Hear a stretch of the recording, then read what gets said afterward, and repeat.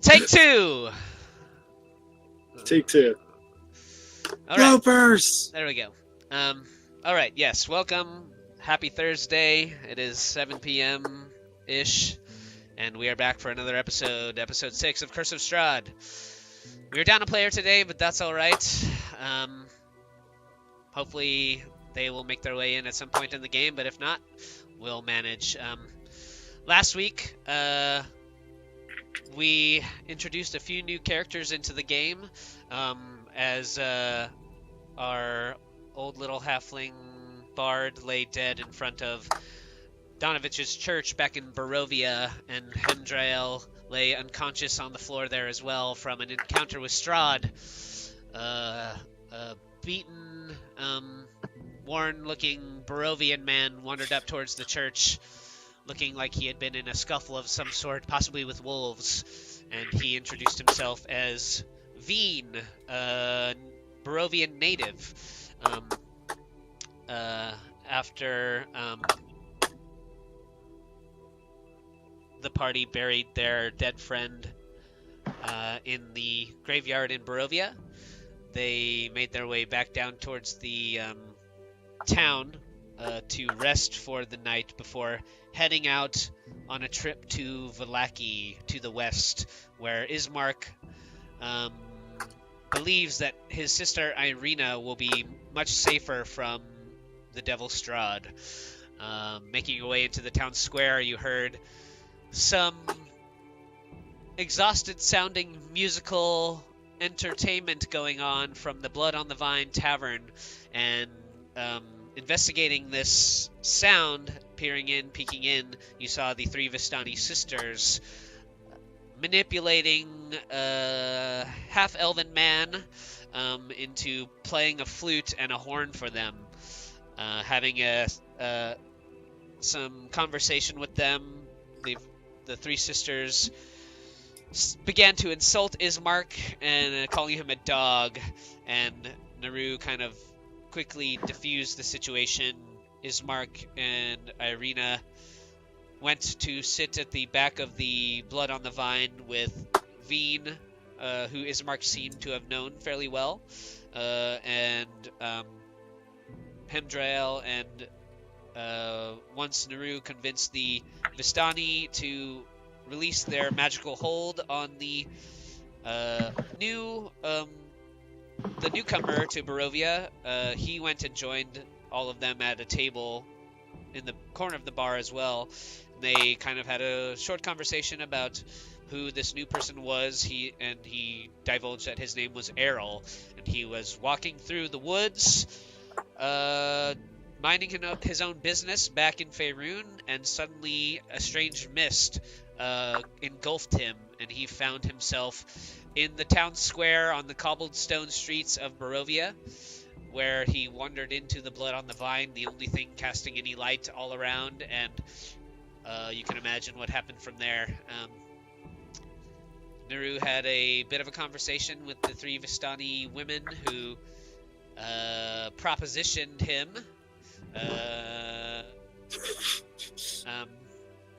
And eventually Veen invited the party to his home in Barovia to rest for the night before they headed off on the road to Vallaki. On the road, they came to a cross in the roads with a sign hammered into... You're missing a major point. Oh yeah, you really are. Oh yeah, that's true. My bad. Thank you. As they were making their way to Veen's home to have a rest, Nuru pulled a pastry out of his bag, which he had purchased on their first arrival in Barovia. They had come across an old woman peddling an old wooden cart through the streets, knocking on Barovian doors and selling little pastries. So Nuru decided to buy a few, and feeling hungry after a long night of digging graves, started to nibble on one of them, and as soon as he did so, he fell into some sort of deep, dreamlike trance state. Veen kind of rolled his eyes and had maybe heard of the pastries before, but wasn't quite sure if the rumors about them were true. wasn't able to stop Nuru from tasting one in time, and so Veen lifted Nuru off of his feet and carried him through the threshold of his home, which in Barovia is the traditional ceremony for marriage. And so lawfully they are now wed in at least the lands of Barovia. They spent a night in Veen's home, and when they took off for Vallaki in the morning, Veen pulled some of the flaming embers from his hearth and set his house aflame as well. And they made their way about a mile down the road before looking back behind them and seeing Veen's home ablaze on the edge of town in Barovia. They made their way back west on the road and eventually came to a crossroads where they saw a wooden gallows with a sign hammered into the frame, one direction pointing off towards Ravenloft and Vallaki, and one way pointing off to a place called the Tesser Pools, where they could hear music and merriment drifting up the muddy pathway to the east, and Hemdriel, looking one way or another, had a quick flash of an old memory, or perhaps just some sort of weird deja vu, but they chose to take the east path instead toward the Tesser Pools, where they came across a band of Vistani who were all singing and playing music and drinking as they do. And upon coming down the muddy road down to the camp, they also saw 4 familiar barrel-topped wagons, and their once wagon master, a man by the name of Stanimir, who guided them actually into these misty lands, and also a small child who at one point in time attempted to curse Hemdriel back in Shieldmeet during the every 4-year festival before they found themselves in these dark and dastardly lands. So you all stand now at the base of the Vistani camp, peering over the flames across from you. Hemdriel, you can see the little girl grinning at you mischievously, and she grins back. you can see Stanimir catches sight of you all wandering down the ragged pathway, and he doesn't smile, but he kind of strokes his white tuft of beard at the end of his chin. You don't know if it's how Ismark has been speaking about the Vistani, combined with your encounter with some of the ones back in the Blood on the Vine, and of course the ones that just brought you here to Barovia in the first place, but they don't look quite so merry to you all anymore. Even though they're all drinking and singing and playing music, there's kind of a more sinister look that they all have now. That kind of jolly, jovial exuberance that they once had when you first met the Vistani has kind of faded away, and they seem a little more shadowy and dark to you now. Yeah, Nice Snow definitely stares at them warily, understanding that they were the ones that brought her to this place in the first place, and also her interactions with the Gistani back at the Blood on the Vine tavern has really soured her mood towards the Gistani. So she looks at the others and is just like gives them a wary look. Yeah. His tail is lashing back and forth. So they are called the Vistani, not Gistani. It's a start with Thank V. you. Yeah. Thank you. I have to write that down. Yes. You can see on there all their little tokens there. Vistana. We can't see the name. Oh, you can't? Oh, okay. So in this little camp, you see these 5 colorful round tents on the outskirts of the camps. Along the river, you see a line of these massive horses all kind of drinking from the stream. the Ivlis River that you would probably know, Veen, and the 4 familiar wagons that brought you here to Barovia. Seemingly, Stanimir's lead wagon, the wheel seems to be been repaired, and they've somehow made their way here through Barovia without you guys ever really seeing them back in town. They're all kind of dancing around the fire, kind of entwining back and forth with their arms, kicking out their feet, clinking their wine glasses together, and just kind of having a grand old time. Veen's just going to lean down to the other two and just be like, "You two are the ones who wanted to come to these people. I will follow your lead." Nice Snow just like releases a breath of just like, unfortunately, and looks towards Nuru. Nuru is very tense and sort of sighs. But he steps forward and he will make his way over to Stanimir. You can see Ismark is kind of scowling at all the Vistani, just having a grand old time in this land that is his home, that has been plunged in darkness for as long as he has known. He kind of puts one arm around Irina and pulls her in close to him. You know, Ismark stands maybe a foot taller than Irina in stature, and so he kind of pulls her in close, and he just says to the rest of you, be careful, the Vistani have many tricks up their sleeves. I think we are well aware of this. Stanimir, as you approach, he's kind of near the center of the fire where he tends to like to stand.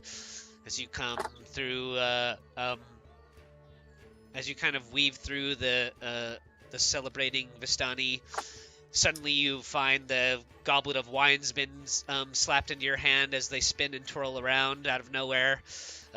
Kind of a goblet of wine just appears, and you feel a few of them pat you on the shoulder. In the crowd, somebody tugs on your tail. And you look down behind you, and it's the little blonde boy who you had been telling stories to. And he kind of smiles up at you when you turn and look down at him, and he kind of gives your leg a tight little hug, and he says, I'm happy to see you again. You too, little one. Forgive me for making our reunion short, but I must talk to Stanimir. Well, that's fine, but promise you'll tell me a story before you leave.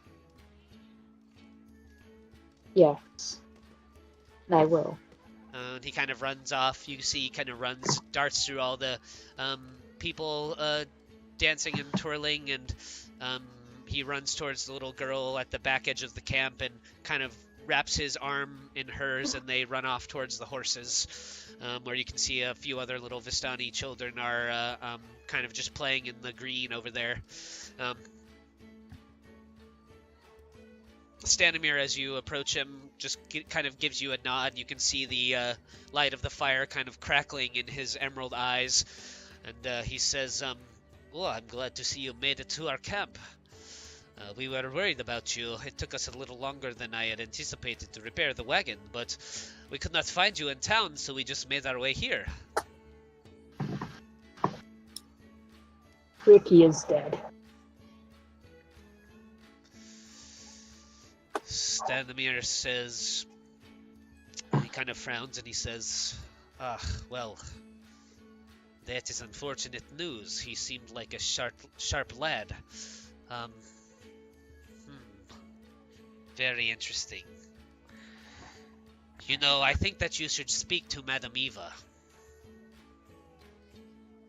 I would like to speak to you for a moment first, if I may. Yes, what is it?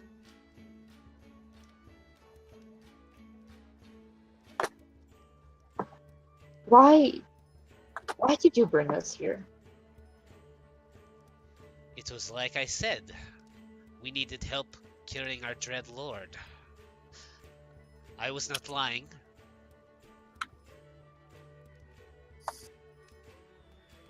Did you intentionally mislead us? I did not mislead you. Everything that I told you was true. Well, almost everything. Almost. Well, I may have forgotten some of the more important details, but nevertheless, my intention was the same. You are still here in the new land. You have come to help the people, and of course, our lord. We're going to insight this. Sure. Oh boy.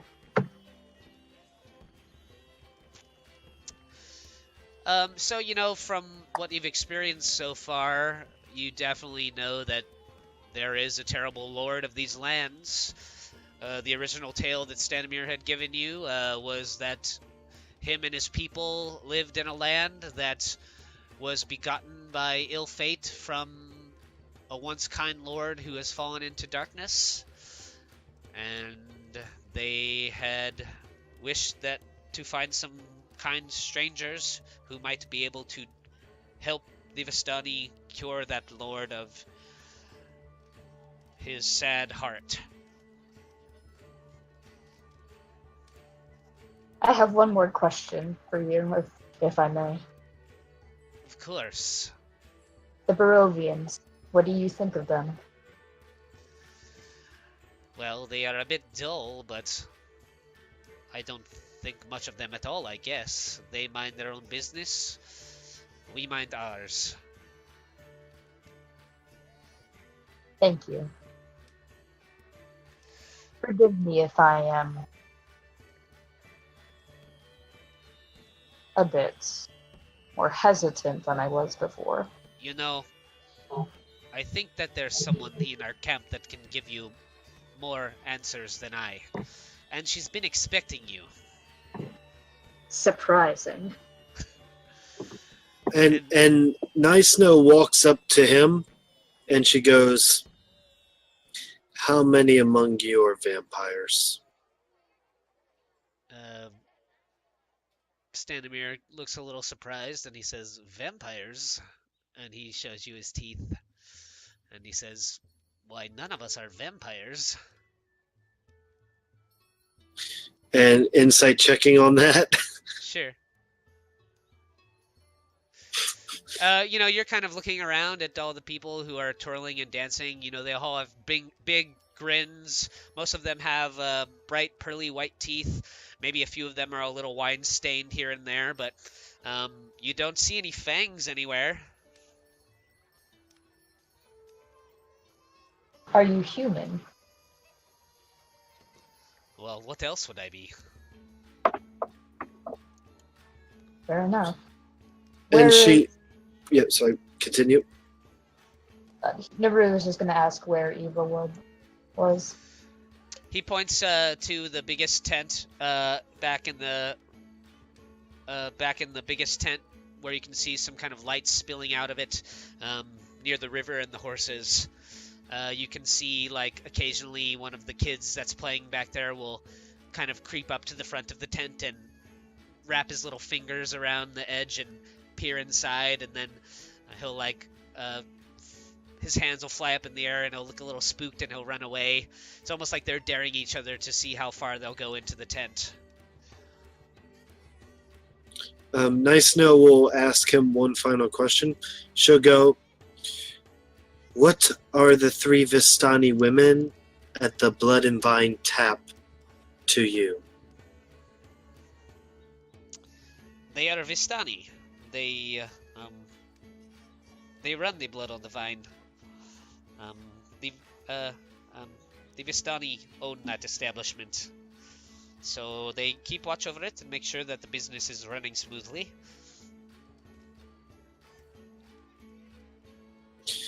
Are you aware that they were manipulating our bard here? Controlling him? Errol says, "Oh, well, I wouldn't go as so far as to say that. We were just having a bit of fun." Insight checking that. 15. I'll do a little bit of Errol to the best of my ability, but I won't be playing him all night. Yeah. Complains about Errol being controlled. Errol is now controlled by DM. Errol just sounds like he's sounded, so far as you've known him, kind of happy-go-lucky no matter his circumstance.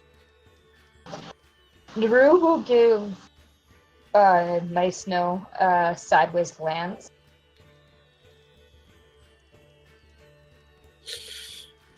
Nice No will just have this intense glare towards him, as if unknowing he knows more, but then looks at you, giving her the sideways glance, and just gives off a snort with the nose, and then moves towards the tent. Nuru will follow. Yes, Mark and Irina follow you as well, but they kind of go on the outside of the flames behind the wagons, and they stand on the kind of outside of the tent, and Ismark says, "We will wait out here and make sure that there is no foul play by the Vistani." Veen pushes straight through the middle. Not aggressively, but fists clenched, just pushes straight through. If you knock someone aside, that's their problem. Sure. I am the Juggernaut, you must move, not me. As you are pushing through the Vistani, just kind of out of nowhere, you don't even feel it enter your hand, but you get through the Vistani and there's a goblet of wine in your left hand. I said fist clenched. So I smashed, yeah, but I smashed you the goblet on the floor. Yeah. Sneaky Vistani. All must drink here. As you near the front of the large tent, you see kind of magical flames are casting a reddish glow over its interior. There's kind of a low table covered in a black velvet cloth inside. Glints of light seem to flash from a small crystal ball on the table as a hunched figure peers into its depths. And as the crone speaks, her voice kind of crackles like dry weeds, and she says, "At last you have arrived." I just put up a little page for Madame Eva here, so let's see. Here we go. Ugh. No, just... I'm joking. She says, Come into my tent, please. Make yourselves comfortable. I am Madame Eva, and I have been waiting for you all. And she looks at you, Hemdriel. She says, "Ah, Hemdriel, yes. Lost but not forgotten. A fallen star. Your memories are returning, aren't they? Especially when Strahd spoke your true name. Quiet. You escaped Melodia once, Hemdriel. Do you possess the strength to do so again? I fear Strahd may not be so kind to you this time around." And then the next one, she thaumaturgies, "Quiet!" Yeah. And suddenly, the light around her starts dimming, and then as she lets go, it comes right back. She's just Madame Eva kind of shrugs, and she has a little devilish grin across her face, and she says, Nuru, you have a sad past. You left your home, moved from one dark place just to find yourself in another. I see fear in your eyes, little cat. Pay no mind to the vision you saw at the gallows. Just one possible future of many. You have others that are much brighter. I can't say the same for your father, sadly. They did hang him when you never returned with that woman's pearls. Dust in the wind, I suppose. And Nice Snow looks over to Nuru, not knowing any of this, and it gives a curious glance. Nuru stiffens. His claws make his claws sinking in. I'm guessing just sinking into the wood on the table. Madame Eva looks kind of pleased with herself, and she looks over to Veen and she says, poor Veen. Your soul has seen many bitter ends. Yes, I can see it clear as day now. You fired the first bolt into Strahd's heart after he threw his brother's bride, his one true love, from the castle wall all those years ago. But it was too late. He had already become the monster that remains today. You have met many bitter ends here in the mist. For you, all the futures I see are dark and stained in blood. For you, I can only pray. They just stands stoic and Death stares the old. She is just an old lady, right? From Yeah, appearance. she's just an old lady. She's just kind of decrepit. You can see like her hands look almost arthritic. Their fingers are kind of bent in on themselves a little bit, and she's adorned with many rings, and she's kind of got coming out from her shawl, this ragged graying hair that's kind of stranded in little strings of black, and she has these very dark eyes, but there's like this light in them that's still sharp. And she looks over at Errol, and she says, well, you are quite the spirited man, at least. That is very good. Though your spirit has gotten you in trouble before, hasn't it?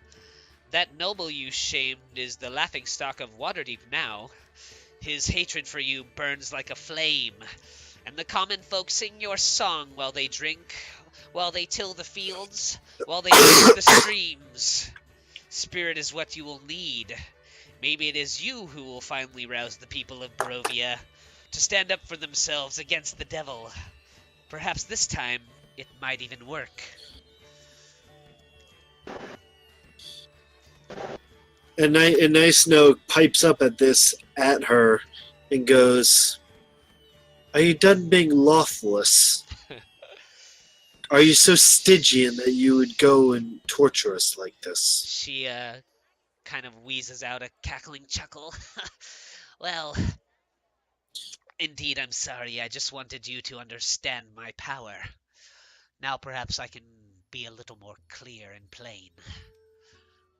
You have been driven to these lands not of your own free will. That is true.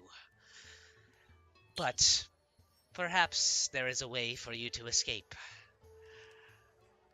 It's all in the cards.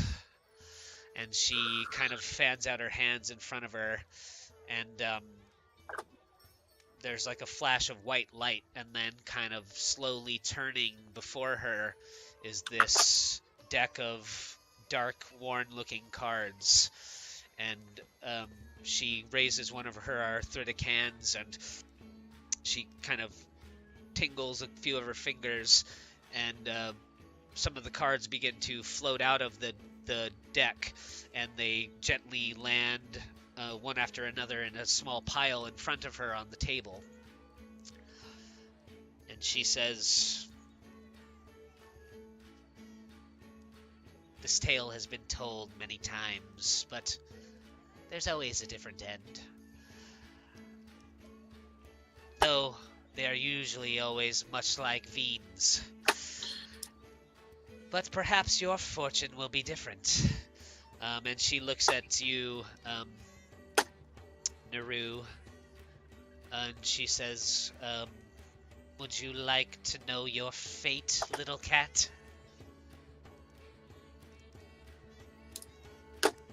I suppose. So she glances down at the deck and she says, "Then please, why don't you draw a card?"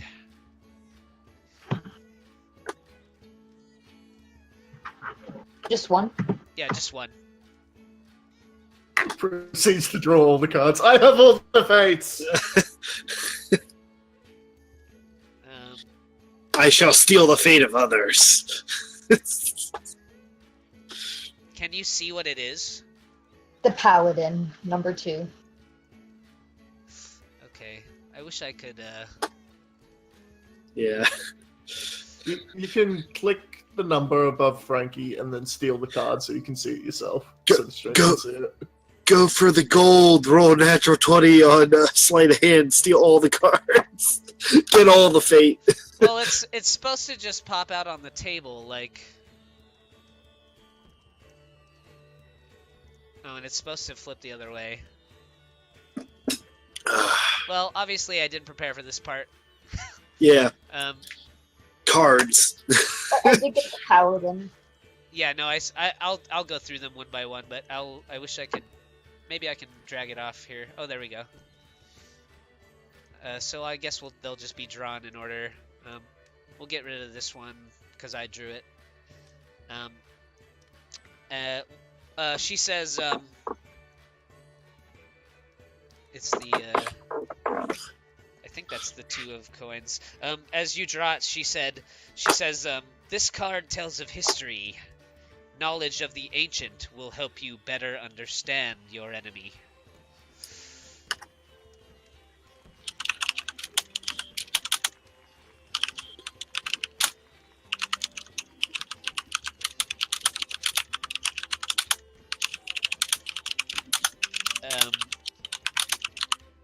And Madame Eva says, I see a sleeping prince, a servant of light, and the brother of darkness. The treasure lies with him.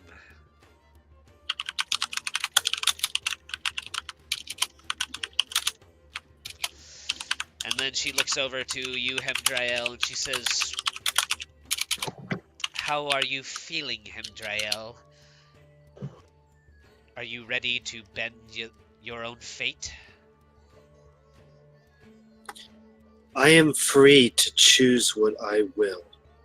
And she like raises up her fingers and the light comes from them. And she's gonna how many cards are there? There's 40 down on the table right now. 40. It's not worth rolling a 1d40 for. But yeah, she'll just like gaze over at them, and she'll just be like, "I accept my role," and she takes one. Draw. So draw. Yep. Draw one card. Ooh. I drew one card. What happened? There'll be a 1 above your portrait, so you can look at it and then Ryan can steal it. Click on it. Yeah. I'll get it out on the table. This used to work better. Okay. Yeah, let it go. I'm breaking my own immersion. Yeah, let it go. Okay, thank you. As you draw your card, Madame Eva says, this card tells of a powerful force for good and protection. A holy symbol of great hope. Fortunate that you draw the star. And she says,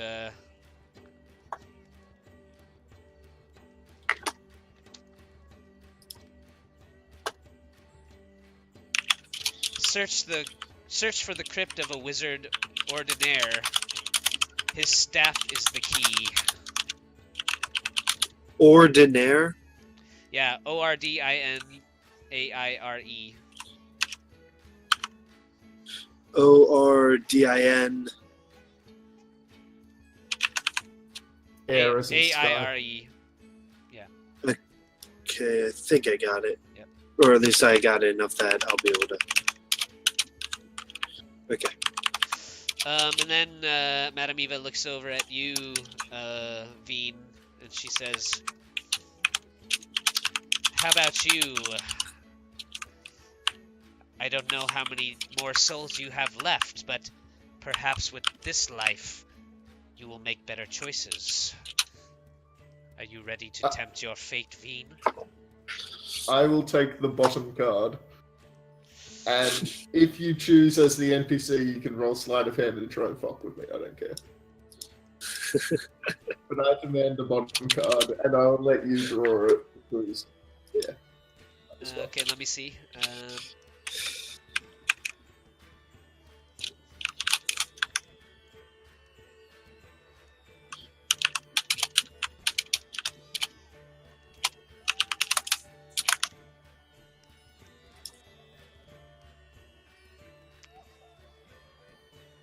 I'm not sure how I can look at all of them.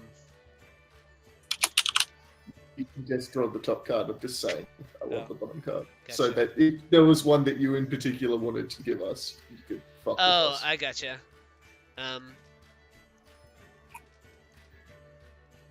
Well, this was drawn legitimately, so. Sure it was. As it comes out, Madame Eva says, "This is a card of power and strength. It tells of a weapon of vengeance, a sword of sunlight."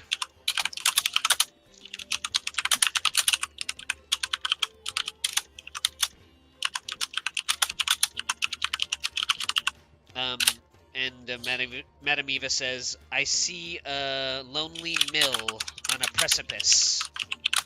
The treasure lies within."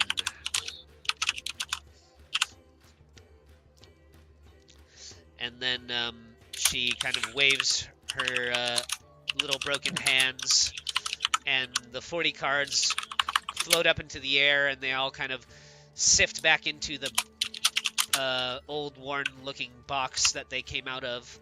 And then a new set of cards floats out onto the table. And she looks over at Errol, and she says,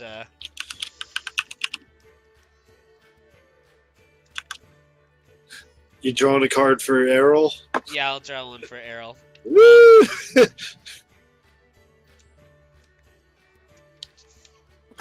It's the card of Roxfall, you die. Madame Eva says to Errol, "I can tell you're anxious, but you seem like a man who keeps his fate in his own hands. Nevertheless, you might as well try." And as Errol draws a card, Madame Eva says, "This card will shed light on who will help you greatly in the battle against darkness."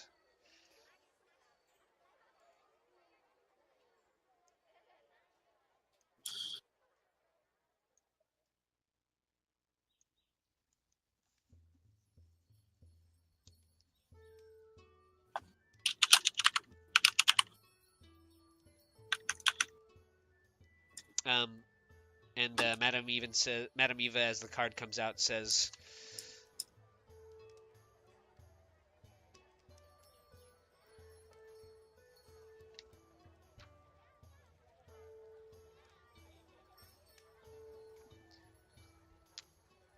"Find a girl driven to insanity, locked in the heart of her dead father's house. Curing her madness is key to your success." And then she waves her hand over the cards, and one card flicks out of the deck and flips upwards. And Madame Eva says, "Your enemy is a creature of darkness, whose powers are beyond mortality. This card will lead you to him."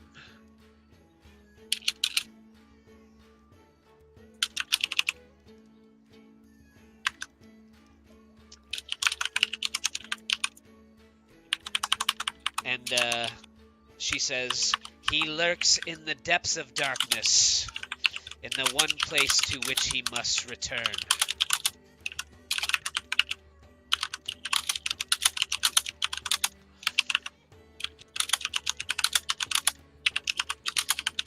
What a hot mess that was.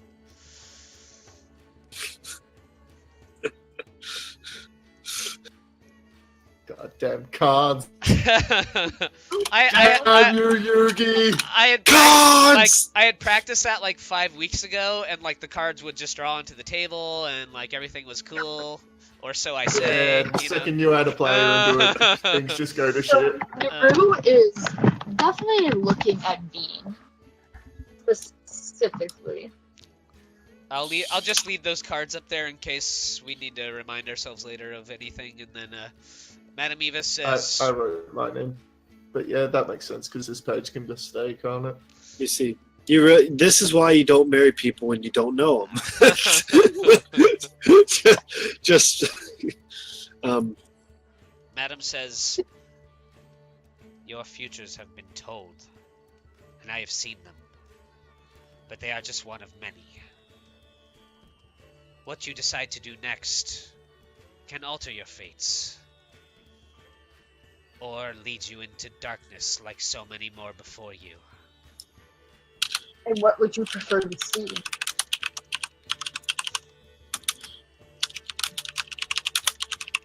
She looks at you, Nuru, and she says, I would like to see the sun.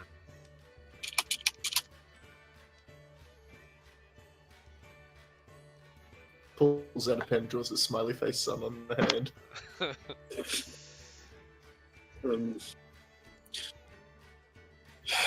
Madame Eva says, your fortunes have been told, and to them now you are bound. Seek these treasures that I've spoken of here. Find an ally, and not before should you strike at Strahd's castle. To do so otherwise would surely mean your death.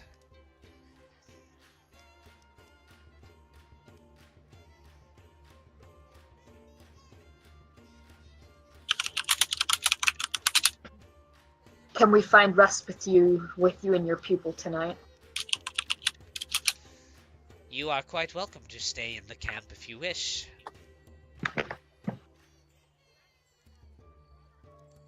I hear one of our children is quite fond of you, Nuru.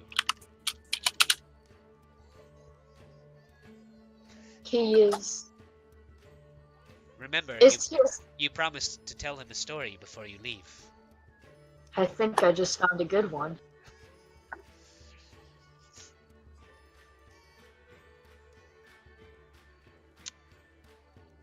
She says, well, I don't have to tell you how dangerous Strahd truly is. He's already claimed one of your companions. Take care of yourselves. Make sure you aren't next. Don't anger him before it is time. Under his breath, Naru's going to say something along the line, or he's going to say, well, from the sounds of it, he's actually claimed too. Madame Eva, looks out to one side of the tent. She says, Strahd sees something in the girl out there. It would be best if you get her to Vallaki as soon as you can. But if you need to rest here, The storm is coming. then you may do so. Or a storm drove us here. Be unwise. You're out into it. Madame Eva says, yes, of course it did.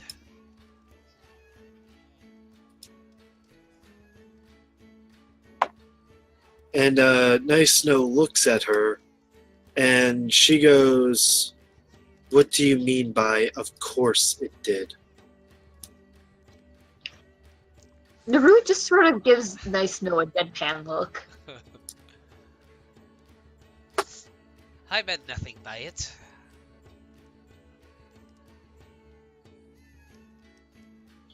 And then Nice Snow walks out of the tent.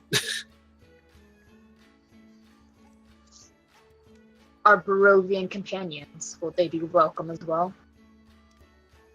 The Vistani will not hurt Ismark or Irina. And Veen. Veen as well. No one will be harmed. You are welcome to stay. Also, this woman isn't the Stani, is she? As far as you can tell, she is. Just last week you said that she... Oh, did I? Yeah.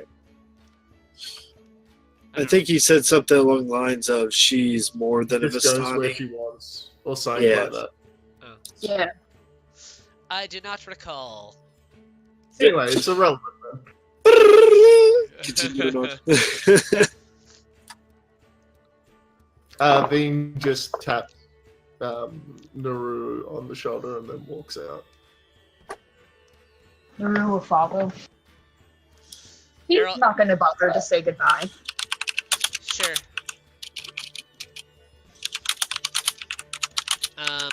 Yeah, Madam Eva doesn't like try to stop you or anything.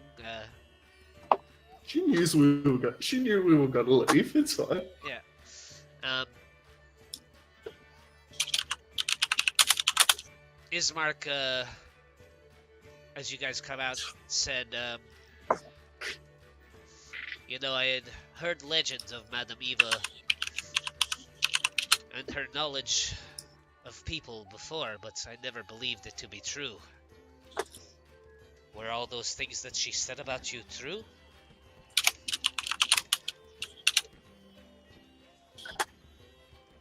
Nice No doesn't even respond. She just continues past. I assume he'd know the things about Veen, because it would be including himself as well, correct or no?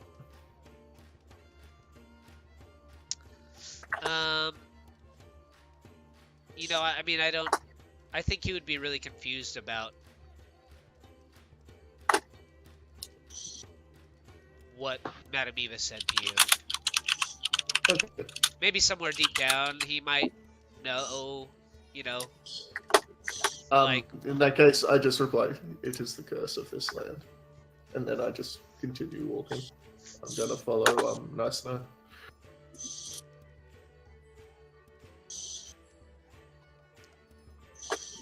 Yeah, so you guys are gonna try and camp in the Vistani camp tonight. Do you do anything in the camp? Do you start to drink or anything with the Vistani? Do you interact with them? What do you do? Nuru is going to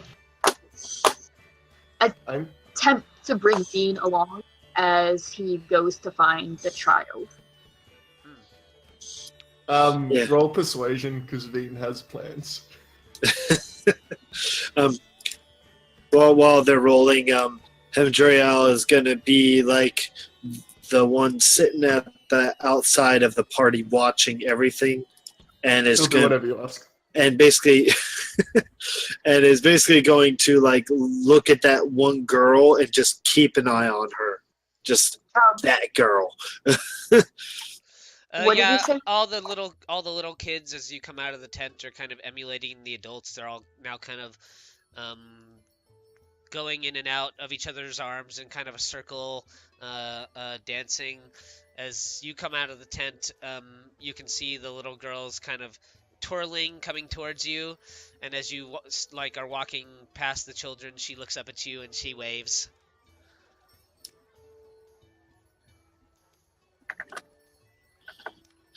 You can see the boy there too, Nuru, and he gives you a big smile as you come out of Madame Eva's tent as well. Nuru? Oh. Go ahead. No, you go. I was gonna say he breaks off from the other children and he stumbles up over towards you and he says,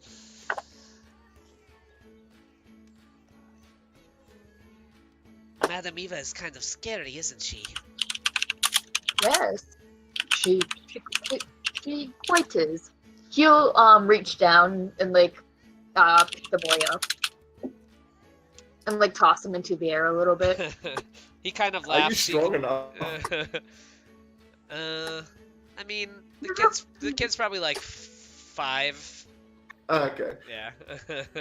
Like Nuru might find the Vistani creepy as hell, but I mean, A child's a child.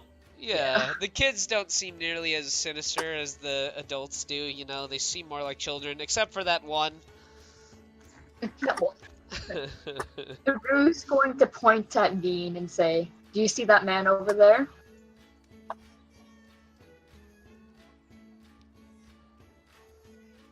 I assume you're talking to the child, not Veen. Yeah, he's talking to the little boy. Oh, okay, gotcha. The boy says, "Yes?" That's my husband. The boy kind of tilts his head. He says, "Oh, well, what's that mean?"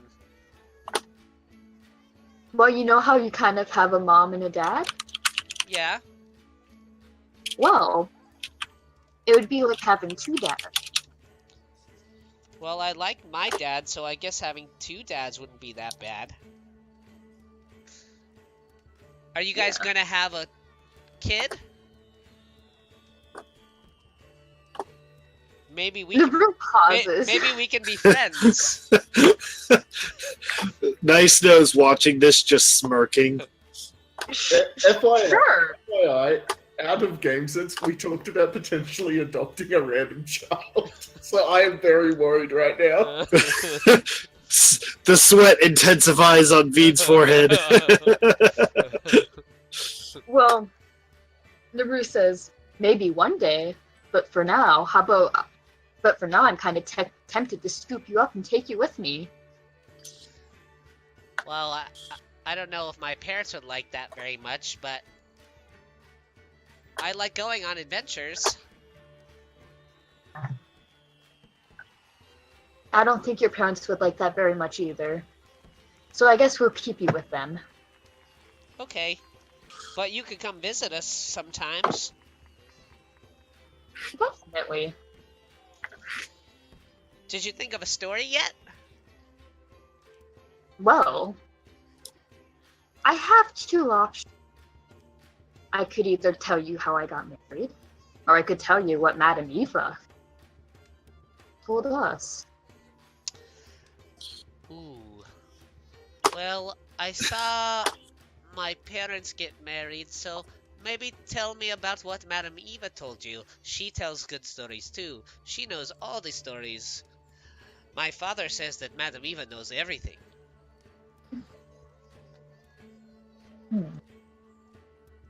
So, tell me what you know about Madame Eva, besides that. I know that she is very old.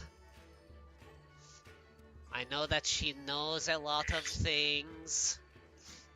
I know that she doesn't leave her tent very often. I know that most of the Vistani do the things that she asks of them. I know that we like to dare each other to run into her tent.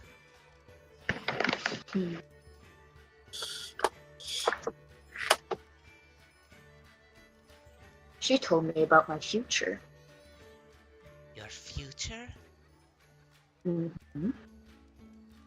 Now, I'm sure you've already heard all the stories about your lord by now, have you, right? We're not supposed to talk about him. Well, then this will be our little secret. Oh, I like secrets. Me too. She told us that we're gonna save him. Well, I guess that is good, right? Isn't that what you wanted? Isn't that what you brought us here to do? I don't know. Remember, 5-year-old. I know. Well, it's what Stanimir said. That's true. Well then, yes, I hope that you do.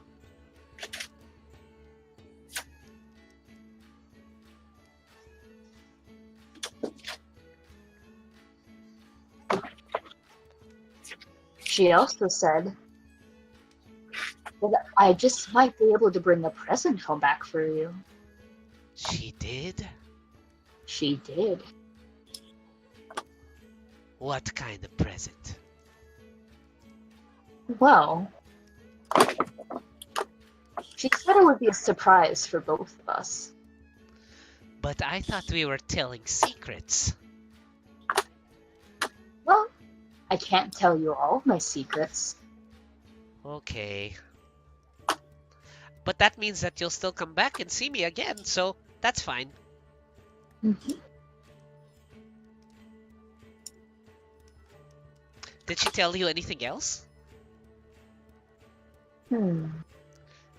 We don't get to talk to Madame Eva very much, only when she comes out and tells a story, when Stenimir is tired. Well,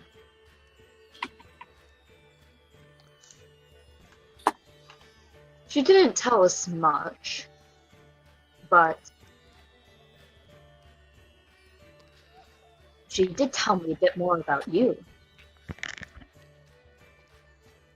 She knows my future too? Well, she didn't tell me about your future, but she told me that you were the best, one of the best kids in the entire camp. Did she tell you if I would grow up to be as big and strong as your husband looks?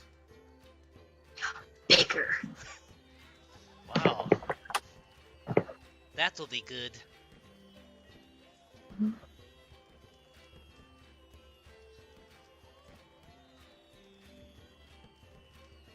Well, are you guys going to camp here for the night? We are.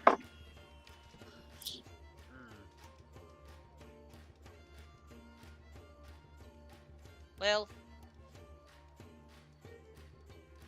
maybe you can tell me one more story before I have to go to bed. And then he, runs off back to the other kids. He kind of stops a few feet away and he said, "Don't worry, I won't tell your secrets." Nuru winks at him. Kind of turns back around, his little blonde hair kind of flickers in the little rainy breeze that's going on. I see Veen's wandered off. What's Veen and Hemdriel doing? Do you want to go first, Veen, or me? You Me. Hemdriel looks at all the Gistani and their merriment and happiness, and she's conflicted as to being vigilant and wary of them, to just being remembering snippets of her past. And as she's watching them, she finds herself pulling out her lyre and just staring at it for a bit, and then staring back at them and just continuing that. She's feeling that urge to play, but she's hesitant. As you're standing there looking at the Vistani with your lyre in hand, one of them, Errol waddles up to you, and you're kind of like lost in your own thought, and you suddenly notice that he's standing right there, and he's got his flute out in front of him, kind of ready to blow up by his lips, and he looks at you and he says, "What are you waiting for?" I have so little joy to share. "Come on, I'll give mine a toot." And he starts to play his flute, and he's just like bobbing his head back and forth and looking at you, back down at your lyre, encouragingly. Have him roll a persuasion check. Why not performance? If it's really good, maybe you'll be inspired to play. No, this is definitely a persuasion check. 21. Well, all right then. So she sees him like trying to goad her into playing, and she's just like gives off a smirk, and she's just like, "How about I have so little joy to share with music, but how about I share a tale instead?" He just continues to he starts playing a little softer, but he nods. And she's looking around to see if there's any kids, and she's just like, and she barely cares about the kids, and she's going to, yeah, and she begins to tell the tale of Zariel, I'm gonna roll a performance check for this to see how well she does it. Tell the tale first, and then I will tell you if you have advantage or not. There once was an angel who was strong and fair, and she'd battled down to the 9 hells to fight what was down there. And along her path, she grew tired and weary, and ultimately fell to her desires and fury. As she battled what she viewed was evil, so did it change her, and she lost who she was. There she remained, trapped by her own zeal, and forevermore pain did she feel. So go ahead and roll your performance with advantage. As Errol kind of brings his flute down from off his lips, and he says, "Haven't heard many stories about angels before. It's a hell of a tale, mate." My fucking god. The Irish Australian. Okay, performance with advantage, 21. And I'll have to remember that one for next time. It's a tale of caution. Oh, I didn't catch the meaning of it then.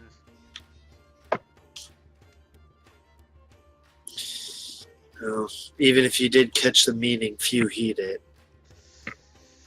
And she just gets a bit more somber afterwards. What are you up to, Veen? So Veen moved to the furthest edges of the camp. He's sitting there thinking about what the fortune teller told. In my travels, would I have any idea where a lonely mill on a precipice is?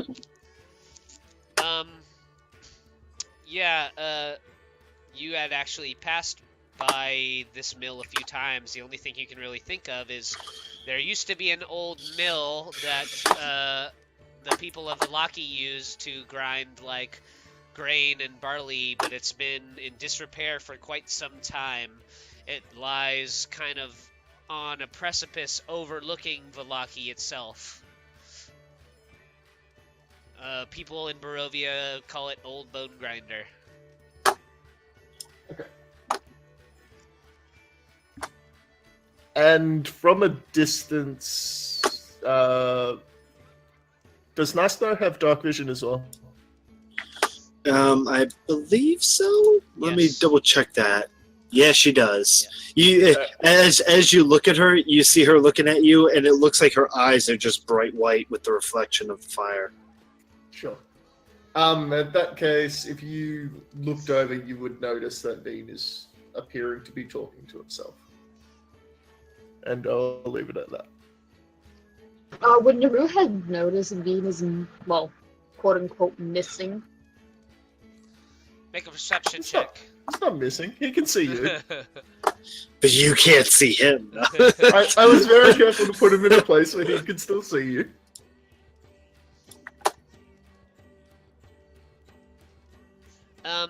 Yeah, just beyond the wagons on the far side of the fire, you can just barely make out the shadow of Veen near the tents at the back of the camp. Also, you'll notice he's sitting, but he has his leg out again.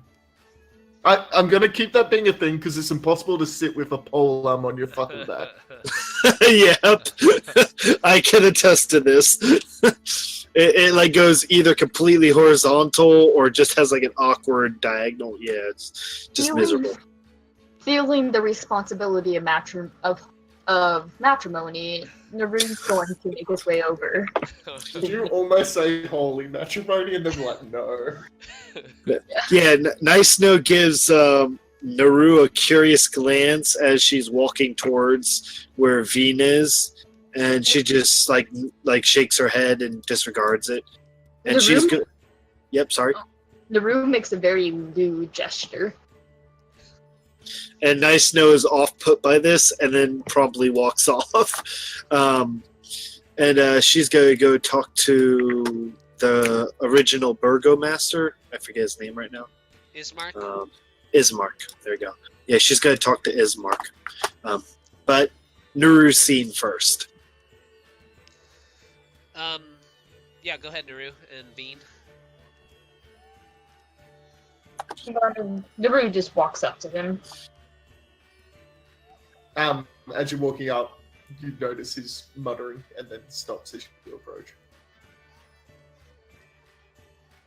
What can I do for you, little cat? About what she said.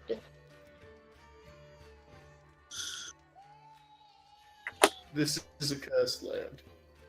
We live many lives over and over and over again. How many have you seen? Would I know that? You wouldn't know. Many. More than I can count.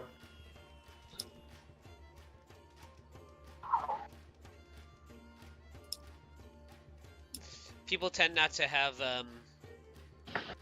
actual memories from their past lives, but it's They know they were there though. certain people believe that the souls of people who die in Barovia can never truly leave. And so sometimes they are again born in a new body. Okay. So yeah, I've seen more than I can count. How are you? I know you left your father, but how feel you to know that he has passed? It's complicated. He was a cruel. He was cruel, and probably deserved what he got. But to know it was that was by my hand.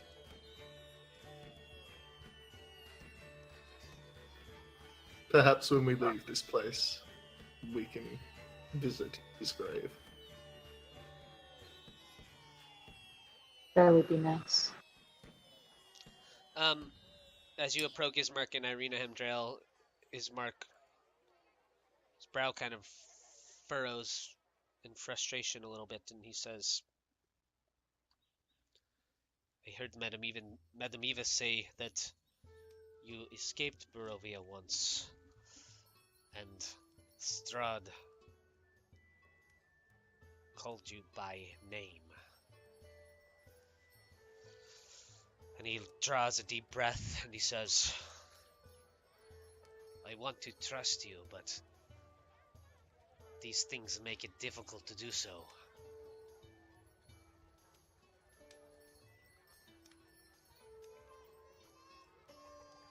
Whatever happened to me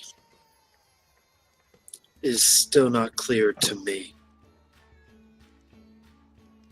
When Strahd called me Hemdriel, my memories started, and she looks at him and is like, clearly she's trying to think about it, but it's confusing her to think about it. And she goes, the first thing I remember was waking up in the cold after being furious.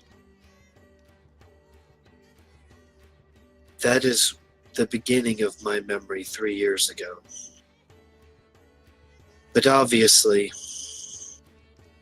I'm not 3 years old. And she gives a concerned expression with herself. But I willingly came here. Ismark looks over at Irina and he says, my sister does not have many of her early memories of her childhood as well. our father found her wandering in the forest when she was small, and he took her in and cared for her and raised her. Really, she is my half-sister. We are not related by blood, but we grew up together. Irina says, "It is true. I do not have many of the memories of my childhood. And even when Strahd started showing up at our father's door, those memories were very fuzzy as well." And she kind of, like, absent-mindedly strokes her neck.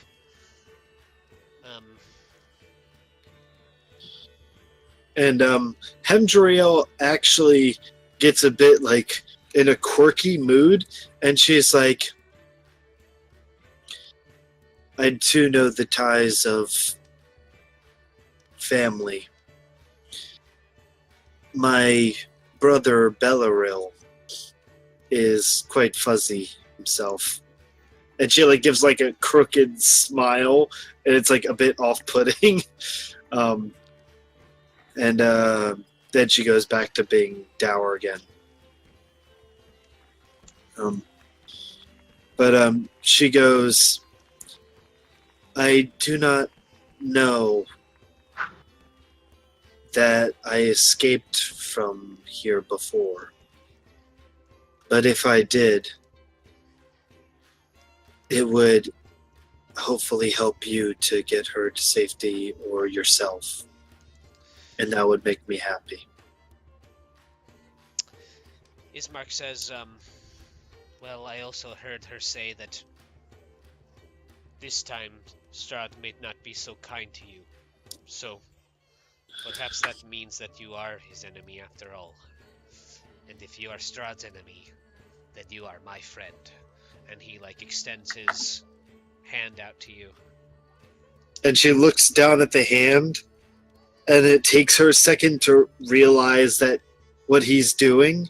And then she, like, awkwardly lowers her hand down and, like, close to his, and like, grasps, but very weakly. Yeah, he like goes the rest of the way and grips your hand.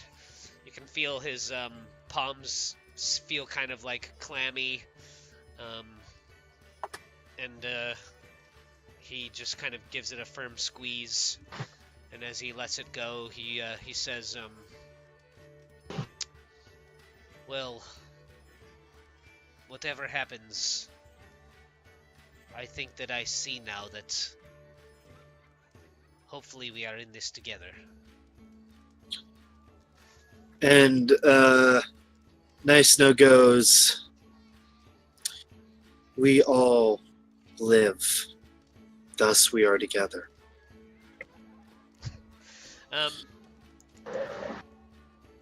Irina says, Yeah. I agree, Veen. He puts down his right hand extension. You put down your left hand. It's just like, okay. Yeah, she understands what it is, but it takes her a moment to understand what she's supposed to do afterward, because she's seen it done, but she probably doesn't have much experience with it. By the way, can we take a break after this scene? Yeah, that would be pretty close to halfway point. So, yeah, if we want to stop here for our mid-session break. Yay! Cool. Okay, we'll come back in 5 or so. Cool. Huzzah.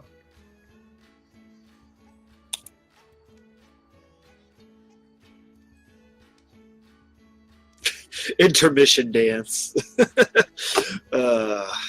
Okay. No, it's still intermission. Keep dancing. And never stop. I feel incredibly weak and tired and sick. Is it bad time? Huh? Bad time. Mm-hmm. Yeah.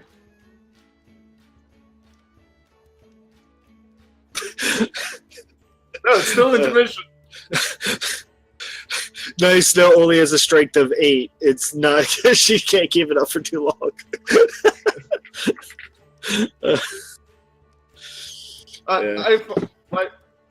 Whatever happened with his brother, like, that sucks. I just find it funny. It's just back to us 3 again. It's like, well, okay. Wait, so what did I miss?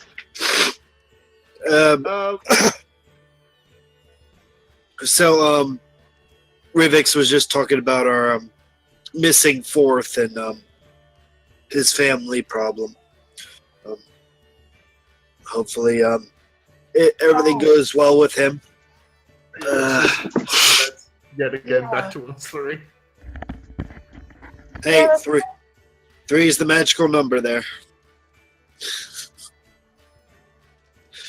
The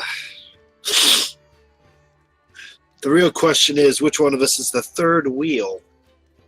Clearly you. No. Yeah, definitely nice. The roof I pitched. What are you talking about? Yeah. Nice Nose, just the like awkward preacher with the book open, just like, do I continue or? Yes, with like a holy book open to the 2 people. Yeah, exactly. Who has nothing to do with holiness. Oh, What are you doing? I swear, if Nice No gets the ceremony spell, I am so casting it. At least we got the benefit of ceremony. Yeah, we got the benefit of it, so it's essentially been... Yeah. You to someone. No.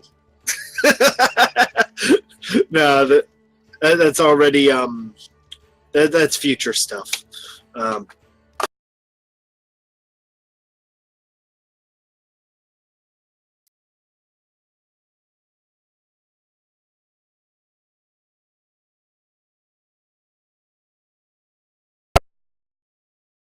Yes. So was Veen concerned? Oh. The tricks. Huh? I'll explain it in time. But when we get back started in here, I will be continuing my conversation with Ismark. Oh, okay. By the way, was Veen concerned that Nuru was trying to adopt a child? Was Veen No, that concerned? was out of character. Yeah. It's just like we joked with her, like all the things we can do to just fuck with the group because of this. Oh. Yeah, that's a internal monologue. I'm not saying know that you that won't. was I'm not unfair. saying that you won't get the chance to. No, I mean, I know that was out of character, but in character, was Veen a bit concerned? No. Cool. Just you then.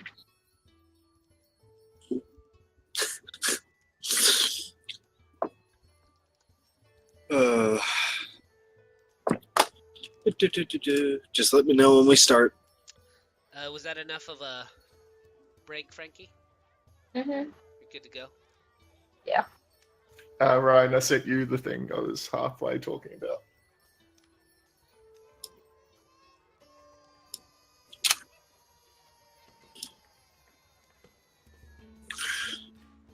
Here's a question. Do we have any comments in the section for any of the videos that have been posted up?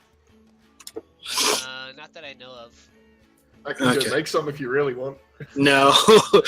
You're not allowed to make any comments because some of the comments you've already made in-game. But you won't know it's me because it doesn't say Rivix, so it's fine. All right. Nice note narrows her eyes and can pierce through the fourth wall at you. So, we're back for the second half of episode 6 of our Curse of Strahd. Veen and Nuru over on that side of the camp where you guys are kind of mingling together. You can kind of see that there's another path that kind of continues to go off in that direction, and you can hear the sound of like a waterfall over that way. Hemdriel, What time of day is it? Because it's still like the middle of the day. It's just raining, right? Right, it's like raining and overcast. There's some pretty dark clouds above the camp here, the Vistani camp here, but it's not like nighttime Yeah, it's probably... I can see is mainly what I'm after. Yes. Yeah. And Hemdriel, you were going to continue talking with Ismark? Yeah. So zooming back into the handshake. She shakes and she's like, as that we are on the same accord, the Vistani, Yes. she stated several things which I'm hoping that you'd be able to help with. Ismark says, I will help you if I can. As me and Nuru do not know this land very well, some things she stated sounded as if they exist here. But perhaps she could help me with this.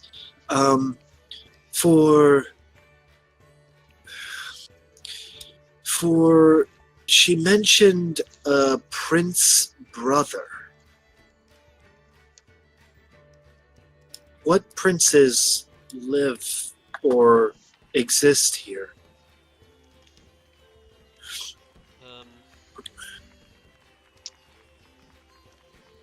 Was that for your card? That was for Naru's. Oh, Naru's. Yeah, it was the sleeping brother of the Dark One or such, and a treasure lies with him, the Paladin. Brother of Light or something like that. I see a sleeping prince, a servant of light, and the brother of darkness. The treasure lies with him. Yeah, and she's asking about any princes or male princes that he would know of here. I can think of one. Well, she's asking him right now, so you'll have to wait your turn. But if I know it, he'd know it. Ismark says, well, it is said that long ago,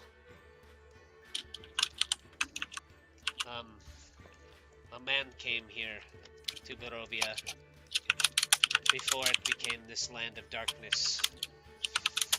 He conquered the valley, and his sons' names were Strahd and Sergei. They were princes then. You see what Strahd is now. Far from a prince, I would call him. Brother of darkness. So Strahd is the dark. Sergei must be the servant of light. Would you happen to know what happened to Sergei? It is said that on the day of Sergei's wedding, he was to marry a woman named Tatiana.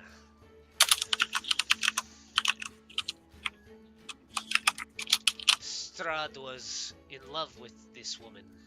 He saw her down in the village, but he was not able to charm her, and she fell in love with Strahd's brother Sergei. And on the day of their wedding, Strahd flew into a rage. He threw Tatiana from the top of their keep, and he killed his brother.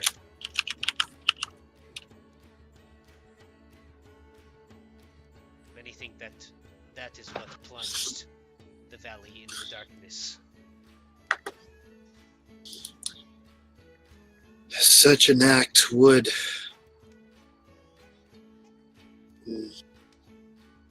many times such dark acts cause terrible events.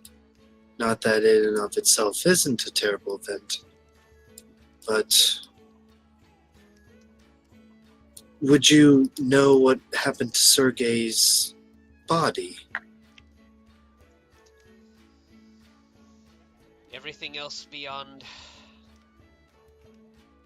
the day of their wedding and Their deaths is shrouded in legend. I can't imagine what Strahd would do with his brother after killing him in a jealous rage. But he's sleeping. Thank you. She also mentioned a wizard known as Ordinaire.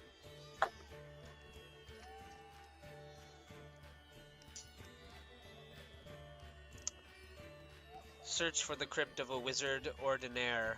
His staff is the key.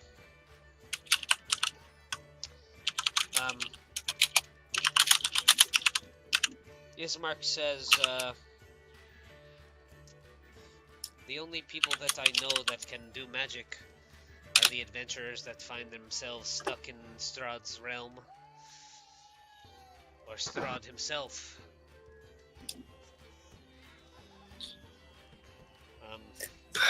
But As for a wizard Ordinaire, I'm sorry, I do not know. and I imagine that there's a lot of crypts around here. The dead are buried all throughout these lands.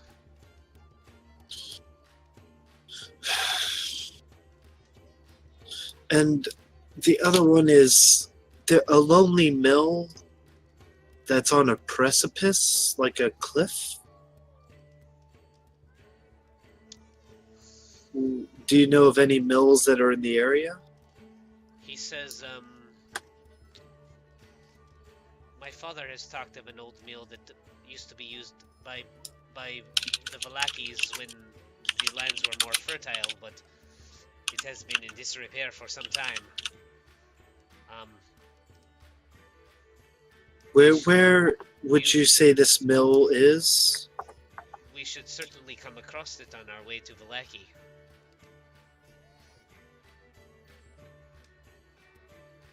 All right. Let me know when you believe we are close. And the other one, I can't make anything from it.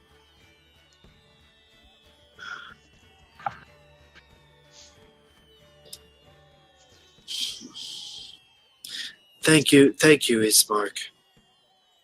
I'm sorry Please. that I could not be more helpful, but that is all that I know. We do what we must, and do what we can. Many of the things that I heard Madame Eva say to you all was very strange and confusing. Though I know not where her sight comes from. Not all that can see beyond what is in front of them are for ill intent. Some are given to them by higher powers. And as you have been talking to Ismark and Irina, you can see that, well, you didn't see, but near the draft horses, between the wagons and Madame Eva's tent, now a couple of Vistani have started setting up another smaller round tent. And one of the Vistani kind of drunkenly stumbles over, wine kind of spilling out of his cup, and he says, Madame Eva has instructed us to raise a tent for you for the night. You are welcome to stay.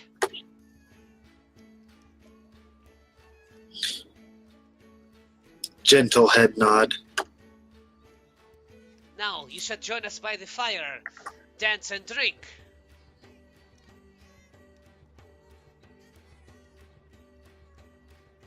And she just stares at him like deadpan.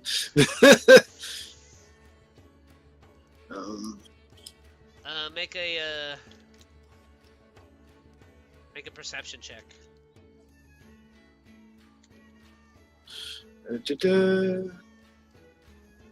Perception check. There's a goblet of wine in your hand. Yeah, he tried to put a goblet of wine in your hand without you noticing. Yeah, she sees that, and he's like trying to press a goblet of wine into your hand. as he does that, her hand glows, and then the mage hand pops out holding the goblet and pulls it away from her and drops it, and then just fades. Yeah. It's like a hand made out of solid light that just moves and drops and then disappears. And she's like, no drink for me. He just kind of shrugs his shoulders and he says, well, I guess not everybody knows how to have a good time. You strangers from other lands are always so serious. And he kind of stumbles away. And she smirks and she says, I've heard that we're called boring. And she smiles, and then... Veen and Nuru, are you guys talking about what you might name your adopted child? What? Clearly Billy. Actually, Naru's going to ask Veen if he would like to follow that path. Towards the waterfall, yeah? Yeah. Sure. So you guys follow the kind of river that runs along. The path kind of curves and then winds to run along the river to the base of kind of a big canyon. And at the far end of the canyon, there's a great waterfall that's spilling down into a big pool of water. There's like a billowing cloud of mist coming up out of the water onto the banks, and a great stone bridge spans the canyon about 1,000 feet overhead.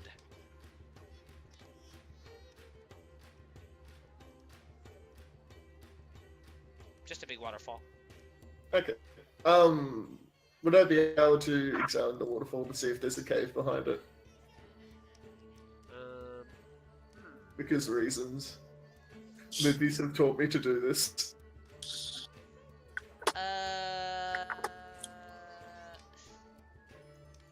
Yeah, so the water's spilling over the falls pretty hard, but and it doesn't really look like there. I mean, there's a bit of a rock face there between it. You could try to kind of skirt across the wet rock behind the falls to see if there's anything back there. I have another idea. I'm going to hurl a javelin straight at the back, like straight in the middle of the waterfall, and see if it hits rock. Okay. You hurl. You pull out a javelin and hurl it at the falls. Make a perception check for me. Sure. I rolled a disadvantage, but either way, it's an 8. You will also be watching this. It's an 8, not a 1. Your javelin disappears, but it's pretty misty. You can't really tell if it went anywhere behind the falls or if it's just covered up by the mist that's being generated at the end of the falls. Oh, that's just a 12. I just stand there and stare for a while and wait to see if the wood resurfaces. Yeah, you kind of see Nuru eventually, the javelin kind of float past you guys back towards the camp down the river. Nuru will point it out. I let the javelin go. You don't want to get in that water, man? I mean, the water doesn't bother me, it's just I don't care about a piece of wood. Okay, gotcha.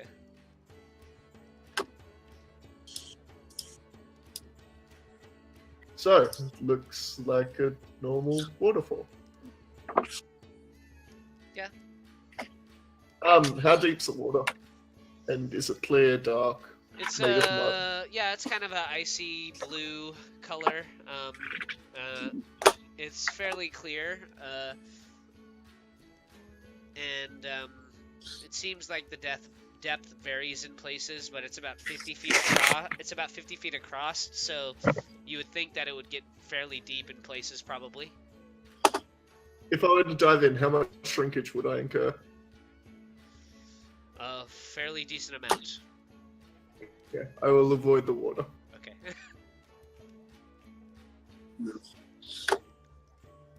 So, I'm why'd not- you ask me out here? The Vistani have erected a tent for you all for the night if you're going to stay in their camp. Eventually, the hours go by. The Vistani continue to celebrate nothing in particular with fervor, getting progressively drunker and drunker, but nevertheless continuing on. They seem tireless in their endeavor to party. But now there's just still there's kind of more of a tint of, at least to you guys now, it's a little more devious, it seems, than outright jolly. There's just a hint of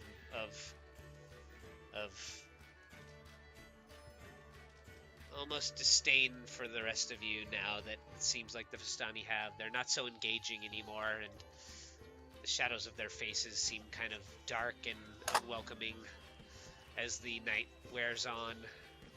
As Nice Snow stands in the middle of them. Yeah, Nice Snow's just staring all them down, watching this happen. So it's not welcome anymore. yeah. She's gonna try and glean why they're seeming more like. What would be a check to see her trying to glean why they're getting more agitated or evil looking? You can make an insight check. Insight check? Yeah. Insight's just trying to read people, essentially. You know, I think it's probably just more now the experiences you've had with them and how is Mark's been talking about them. It's like it's just a distrust that you have about them now, and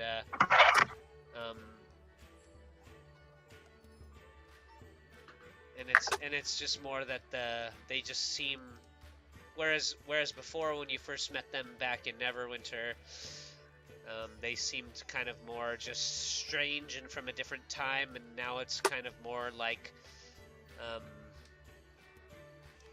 now it's just kind of more like they almost just don't acknowledge your presence anymore, like you're invisible to them almost for the most part.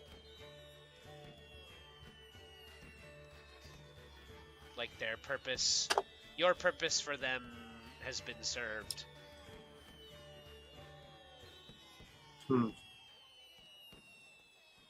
And she gives that a very wary thought in terms of the idea of being used up. Makes her feel like she's been manipulated. But then as she thinks about it, she willingly came here, so she decided to she brushes it off and will make her way to that tent that they set up for them. Yeah, it's probably like Where's the tent? I'll put one down. Also, how far is the waterfall from the camp? It's probably like maybe 500 feet or so. I'm going to mention to Nuru, I don't trust them. I don't think we should stay in their camp. I think we should find our own camp for the day.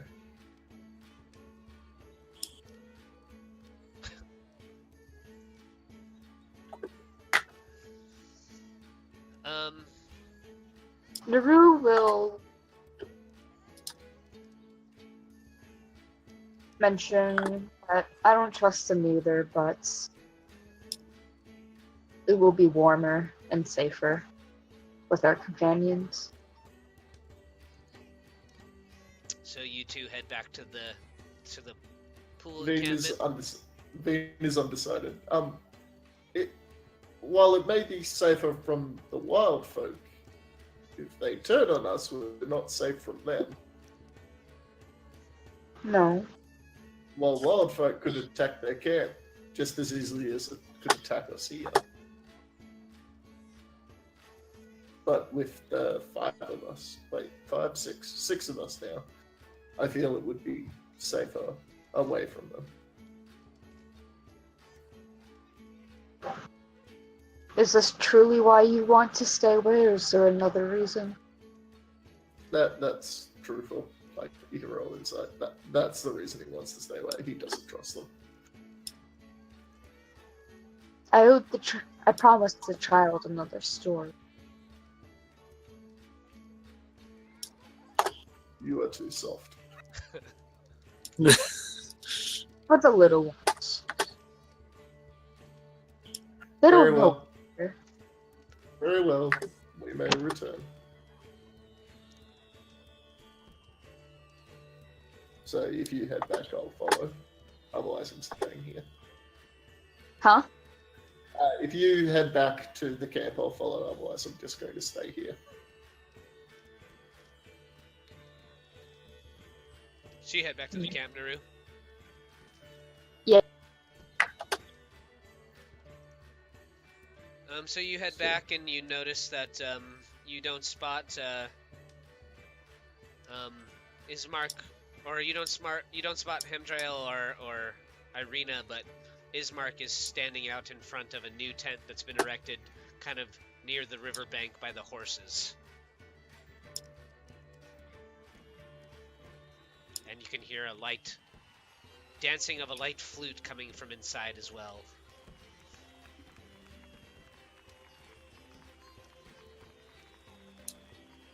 I'm going to circle around the tent and make sure it's not booby trapped somehow. Yeah, you can make a perception check.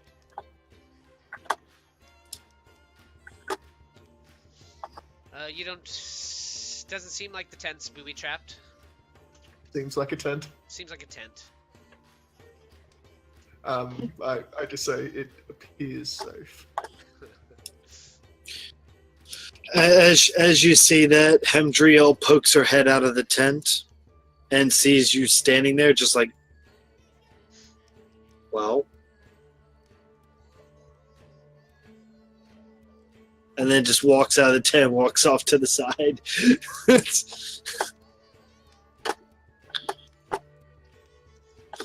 What That's are a you strange doing? one, isn't it? Repeat Yeah. that. No. Veen just says to Nuru that you're a strange one.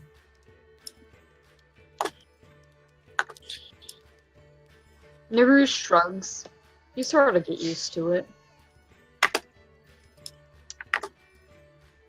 So you guys kind of hang out in the tent, and it starts to get darker and darker. Before he has to go to bed, the little blonde child stops by, and you can kind of hear the little patter of feet outside of the tent, and he hears a little voice on the other side of the tent flap say, Nuru, are you inside? Yes. You can come on in. He pokes his head through the flap, and he grins, and then he comes the rest of the way in, and he says, I have to go to bed soon, but you said that you might tell me one more story. I did. Nuru will pat his lap and an invitation for the little boy to sit. He takes like 2 steps towards you, and then he like leaps into your lap, throws his arms out, and like then plops down on your leg. Nuru laughs and ruffles his hair. He sticks his tongue out at you. I'm going to tell you the story of how I got married. He claps. Veen snorts. It was just yesterday, actually. Yeah. And it was quite accidental.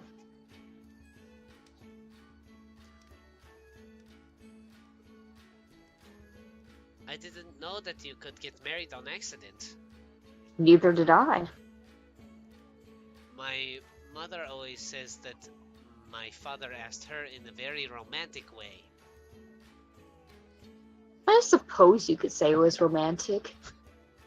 Veen was my knight in shining armor, if you will. as lightning like flashes across the sky over in the shadow of Strahd's castle.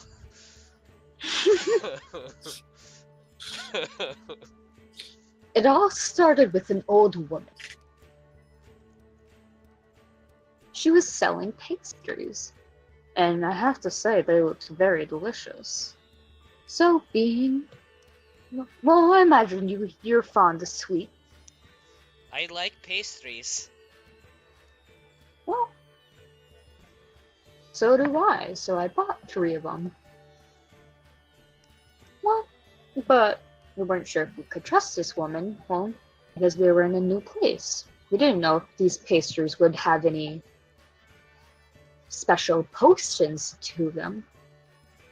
And so, for a while, I forgot all about them. But, eventually you get pretty hungry, don't you? I'm always hungry. I bet you are. That's good, because you need to grow. Well, even though I stopped growing long ago, I too can get very hungry. And He kind of leans in and he says, "Did you eat all the pastries?" Well, I was thinking about it. I asked around, and you know what? The pastries seemed to be pretty good, pretty safe to eat. So I took one out, and I took a huge bite out of it. And you know what happens? No, tell me. I fell asleep. There was a sleeping potion inside of it. But how do you know? Because whenever I eat, I usually get tired afterwards too. Well, I only took one bite. Have you ever gotten tired after a single bite? No, I guess not. I fell asleep, and I had this beautiful dream. And when I woke up, well, I was in Veen's arms. Apparently, he had caught me, and he was carrying me home. The boy looks over at Veen, and he says, "He does look very strong." Very strong.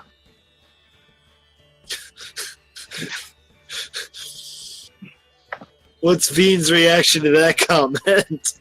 He's busy eating. Also, I want to make this canon. Because my charisma is a negative, if I talk to the child, can I just scare the piss out of it? Probably. Okay. Depends on what you say to him. Yeah. And, But yeah, I'm just eating and listening. well, apparently it is Barovian custom that if one person carries another across the threshold of their house, they're considered married. That And sounds weird. Yeah, it probably is pretty weird. Well, I When didn't know about when the Vistani get married, there's a party for days and days and days. I'm sure there is. Well, I didn't know This child this. has insulted my culture. I didn't know this, and Veen, though he's very strong, is kind of stupid sometimes. Don't tell him I said that. I'm sitting next to you in the tent. The kid I like push you. the kid like looks like gives Veen like a sideways glance, and he leans into you and he says, "It's a secret." Nuru winked. So he forgot all about that. So he carries me across the threshold of his home, and everybody else around us just sort of stops and looks at us. Because we had just gotten married, and quite on accident.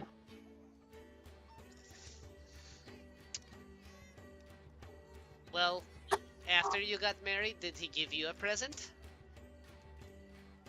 He gave me the best sort of present. But I can't tell you about that.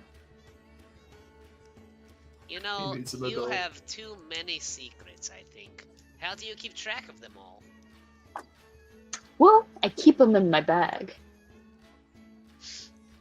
His eyes kind of go big. He says, "Can I see inside?" I suppose. Back to kidnapping children. Woof, puts him in the bag of holding and runs off with him. So Nuru sort of. Did I drunkenly give you guys a bag of holding? No. You wish. That was not Nuru. Anyway, Nuru lets the kid look out of his bag.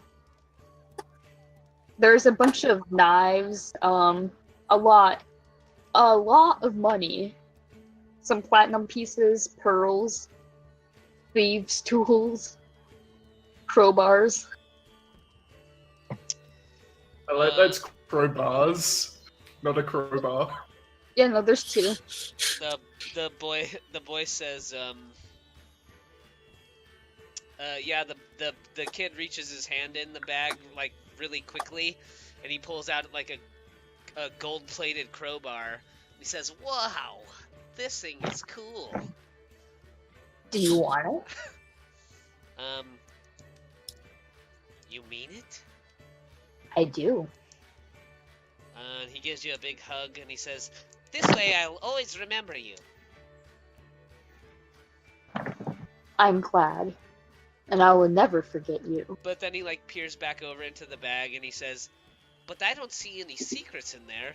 I've seen all that stuff before." Well, Seen a gold-plated crowbar before? Damn. Well, This kid's fancy. Oh, you have a gold-plated crowbar. My horse has those for shoes. my secrets are invisible to everyone except for me. But I can tell you they're there. Nuru points to, like, various different spots of his bag. There's one right there, here, and there.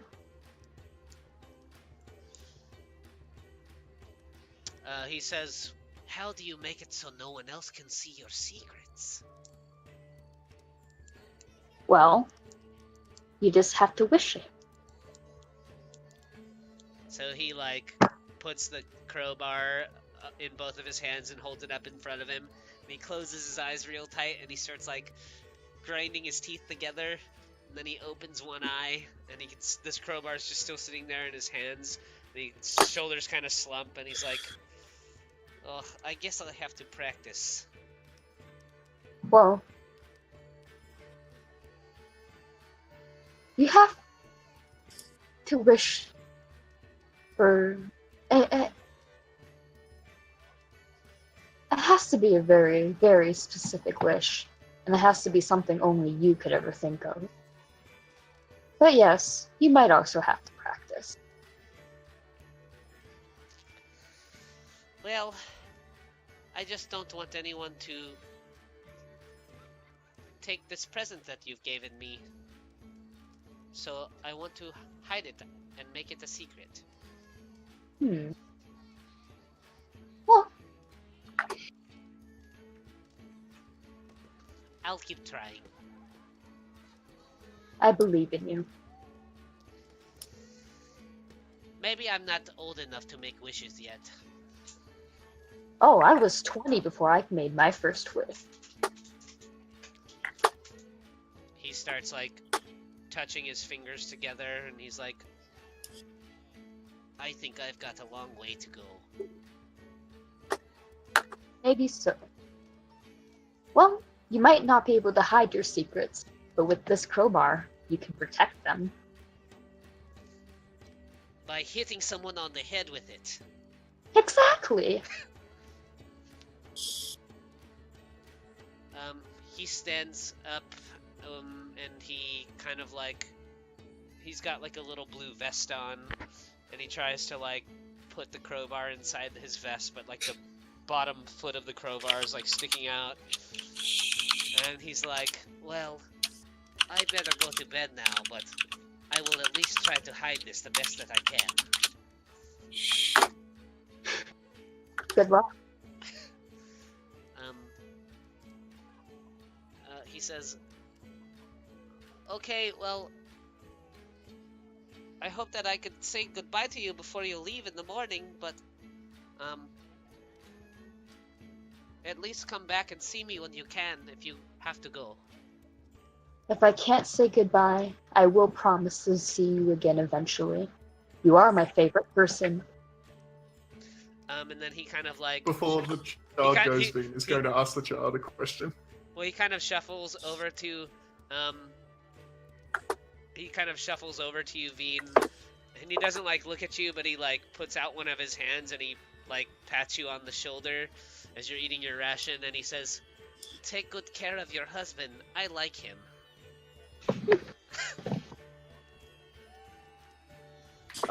Ignoring that, I say, do you know where your, I don't know what they call their group, tribe, village, whatever, is heading next? No, I don't know. Sometimes they stay here for weeks or months. Sometimes we leave, but we're never gone for long. But it's always somewhere new. Okay. On your way, little one. It's dark. And he goes through the little tent flaps and disappears into the night. So while all that was happening, Hemdriel goes over to the horses, and she's going to attempt to make an animal handling check to pet one. One. Yes, I know, right? Oh! You crit pat a horse. Congratulations. Yeah, they're kind of like chewing on the grass at the bank of the river, and a few of them are drinking, and they seem to be, the chaos around them, like the Vistani, drinking and partying. They seem very, they seem like very stalwart beasts, and they don't really seem to flinch or anything as you approach and reach out to stroke the hefty haunch of the horse. Yeah. As she's doing this, like, the thought of her brother Bellarel comes back into her mind, where she remembers like petting the fur around his chin and such, and being around his folk, which are all furry and such, and it brings back a sense of a bit of happiness. But as it does, a memory gets triggered, and she remembers being a horse and running alongside them. And then she flashes back in, and she's sort of disturbed by it and pulls her hand off. And then she walks back to the hut as the kid's leaving. And as the kid's leaving, she walks in to the tent and goes, "Story time over?" Mm-hmm. As you are walking up to the tent, as the kid comes out, you see like 10 inches of like a gold piece of metal sticking out of his vest. Yeah. And so just recalling that, she'll be like, "Did the child steal from you?" No, I gave him that. Charitable. And she sort of gives you like a approving smirk as she sits down. Yeah, it was really charitable when I stole it. And then she looks at you and frowns again. Veen starts laughing. And then she like, what in the way of sleeping stuff do we have? Is it like camp rolls, or is it The Vistani have kind of put out some. There's like a heavy woolen blanket that's covering the ground of the tent, and they've put a few kind of worn-looking feather-down pillows in there that have kind of like velvety cases on them. So she feels the wool. Is it scratchy? Yeah, it's a little scratchy. She disapproves of it and throws it off the bed, and then she'll just lay down in her armor and just go to sleep like that. Sure. But before she does, she'll cast the dancing lights, and the entire inside of the tent will literally just be ablaze with light as she falls asleep on the bed. Don't sleep in your armor. It's bad. When she falls asleep, do the lights go away? They last. I think they last for like a minute. Yeah, It's they concentration, so if you fall asleep, yeah, they go out. yeah. The whole point is for them to stay up until she falls asleep. Thank fuck. So like eventually, yeah, the lights are kind of floating up at the roof of the tent, and as you see Hemdriel's breathing begin to get slower and slower, one of the lights winks out, and it gets a little dimmer, and then a second one winks out, and then as the last light winks out, you can see that Hemdriel's eyes are kind of flittering like she's dreaming, but now it's pretty dark in the tent as it's like fully night. A bit of a weird note, when her eyes close and she starts dreaming, every once in a while you notice a like little glow through the eyelids, and then it fades out, and it keeps doing that randomly. Do the eyes emit light themselves, or they? Yeah, light? her iris in particular is like glowing slightly through the eyelid itself. Hemdriel just dreams in Technicolor. I am going to stealthily put the blanket over her head.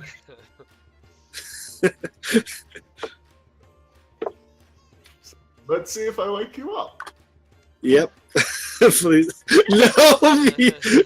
You wake her up as soon as you You feel put some, the you feel some scratchy wool on your face, Hemdriel, and you open your eyes, and you've got a part of the wool blanket covering your face. Yeah.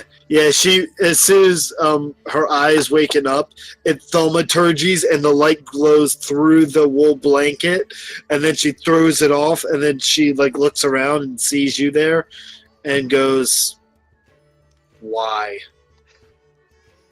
Your eyes are too bright. Night is for the dark. And she's sort of stunned by like the thought process, and she's like, "Are you saying my eyes are pretty, or?" They fucking glow. Go to bed.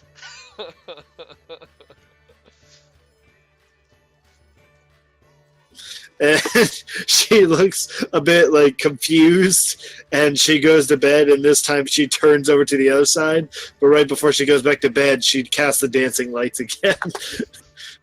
God damn it. One of us needs to learn darkness.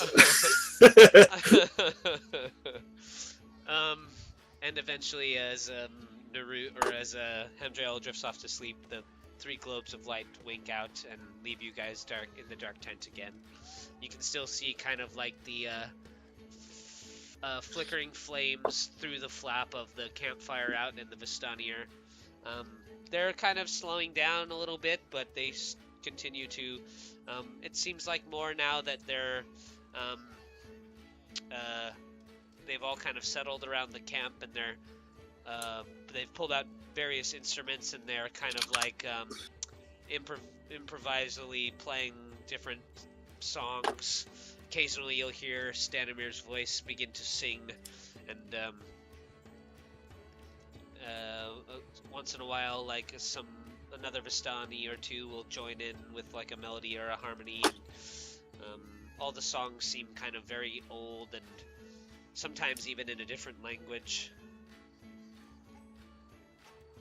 Oh, just a question. Would Veen have looked through Naru's bag too while the little boy was? He doesn't care. I was just going to see if if you put it in his face, yes, but no, he would have been like slyly trying to stare in. Alright, trying to see how much money he has. No. Where's my dowry? It's a pretty fucking big one. Yeah, like even like any the very few coins that Veen probably has are actually stamped with the face of Strahd on them. No, they're not. There are none. They're what? He has no money. Oh, okay. Yeah, so. The background that we picked has no money with it. So yeah. Gotcha. Yeah.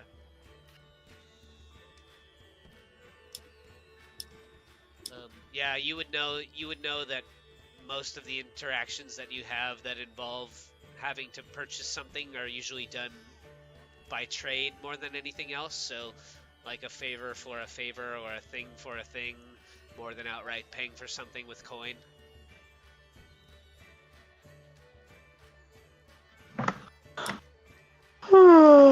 Do any of you attempt anything during the night, or do you guys just try and get some rest up and head out for Vallaki in the morning? I am going to sleep, but the others may have to roll perception when I do. Hemdriel's already asleep, so. You can still roll perception. Suddenly she shifts over and her glowing eyes pierce through her skin and make a perception check. Nah, it'd be audio only. So 12 audio. It is. That's not good enough since you're dead asleep. Yeah. Naru's going to contemplate some things for a while, but eventually he too will drift off.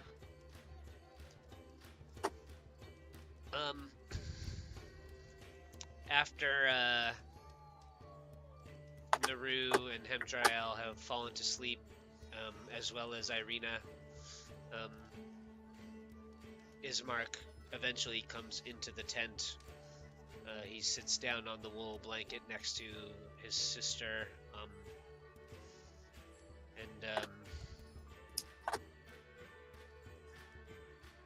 he says, you know, Veen, I feel uneasy here in the Vistani camp, but we should probably get some rest so we can be alert in the morning for the rest of our journey to Vallaki. Yes, you're right. I wanted to camp by the waterfall down the road, but Nuru wouldn't have it. I would have been more comfortable with that as well, but Madame Eva did say that you are welcome to stay in the camp for the night, and I think if they had wanted to do anything to us, they would have done it by now. Are you saying Veen's whipped? No. Could be, but not yet. You see Errol's kind of fallen asleep with his flute in his lap. He's When you're going to say in his mouth, and it's like, that's not safe. He's probably drinking a few of the goblets of wine that appeared in his hand from the Vistani out of nowhere, maybe. I don't know. Oh. Can't really make Also, decisions for someone else's character, but I imagine that happening. Also, Nuru is unintentionally curled up near Veen. Sure. That's fine. But yeah, Nuru, roll perception for me. Naru's asleep. Roll perception for me. If all of a sudden there's a crack of thunder above your head, you're probably gonna wake up. Okay. Yeah, no, they don't hear shit. Irina and Ismark can roll one if you want. Yeah, sure.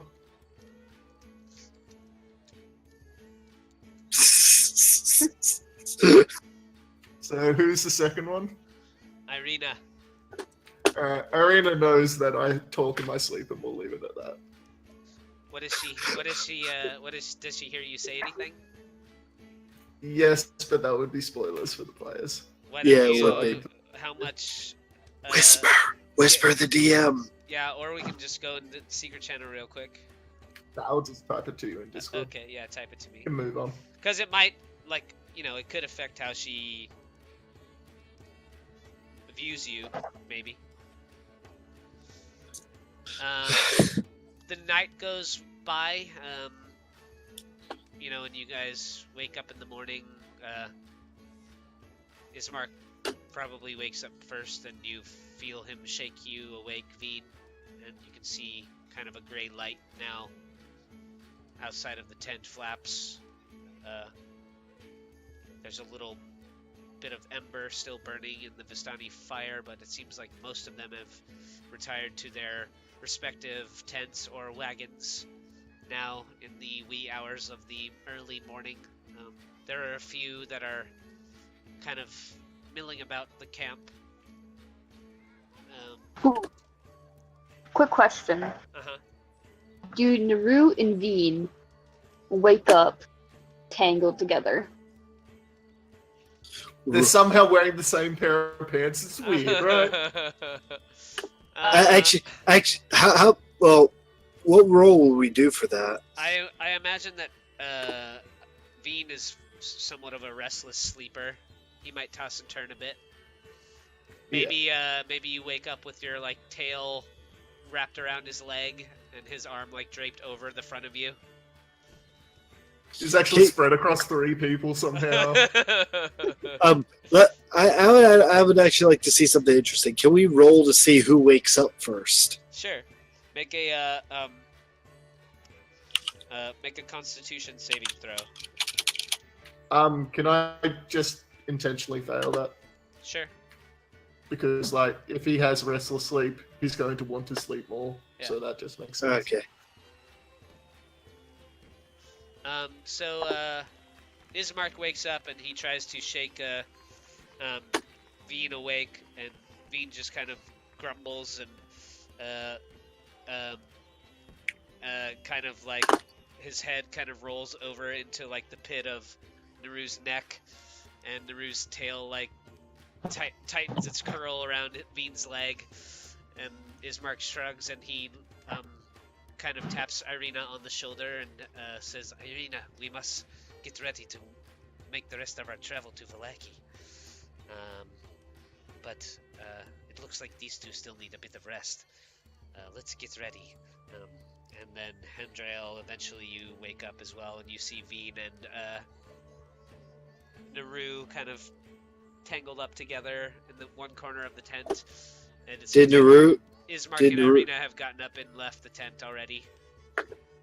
Wait, didn't Nuru wake up before me or after? Yep, before. No, after. He may have just continued He got a 15. laying there, though, so... Yeah. Also, Okay. you all would have noticed that I sleep holding my glaive, so...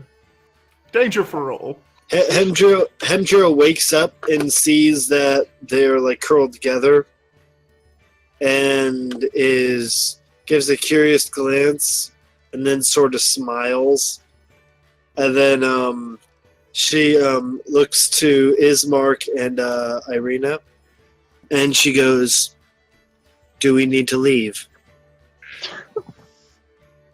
We can give them another half hour, but I do think that we should get out of here before. I mean, if you woke me up, I'm up. Yeah. If he's woken me up, I'm up and getting ready to go. Yeah. Yeah, she'll do that. So what she does is she does a double take on this. She where is it? Oh yeah. So she will cast dancing lights at all 4 corners on the inside of the tent and a regular light in the middle. So now this tent is probably brighter than it actually is outside. And then she will leave the tent. Nuru will hiss, dig his, and will flex his claws. Here's the question. Are your claws on Veen currently? Some of them probably are. Yeah, you feel a few little claws dig into your arm, Veen. And you open your eyes, and it's like bright as day inside of the tent. And obviously I can tell it's the light spells. Yeah.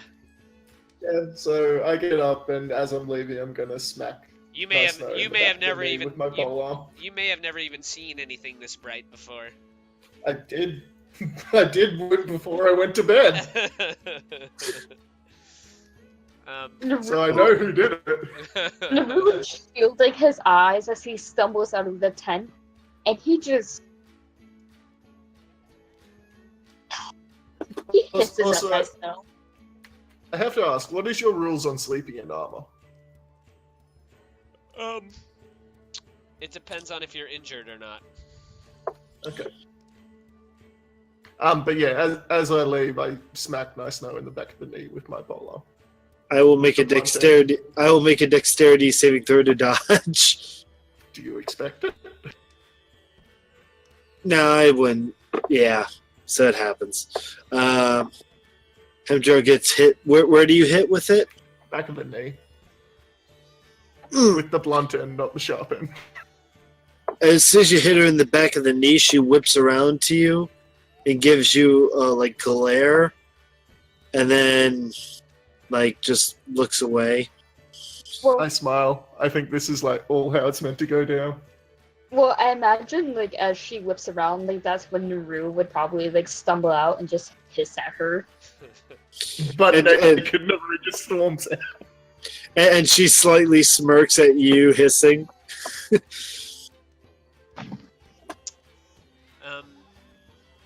Well, Ismark looks at you all. You can see that he's helped Irina back into her breastplate, and they've got their weapons strapped up to their waists, and Ismark says, well, are you ready to leave? I would feel much better as soon as we're out of this camp. Agreed. So you guys head back up through the narrow pathway, back up to the main... Go ahead. Back up to the main road. Where the heck is your... Oh, there we go. So you head up back to the fork. What were we gonna say, Veen? Before? No, Nuru actually. Okay. You go ahead. Like, oh, you're gonna speak as well. Sorry. No, I'm fine. You go. Naru's going to visit the fortune teller once more. Okay. He's just going to take a moment, and he's just going to... Well, as you peer into her tent, you can see that she's kind of slumped in her, like, high-backed wooden rocking chair, and she seems to just be asleep. He's going to ask hello, or, like, say hello. Hello? She opens one of her eyes wide, and then the other one like kind of flutters open after it. And she grins at you and says, "Leaving so early?" Do you blame us? Well, you do have quite the task ahead of you, so I can't say that I do.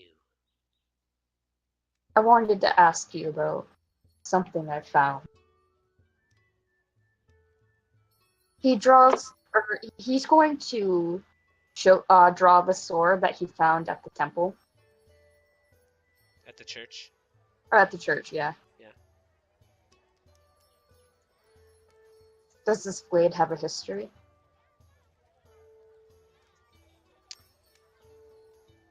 She says, "Most things do. Why do you want to know?"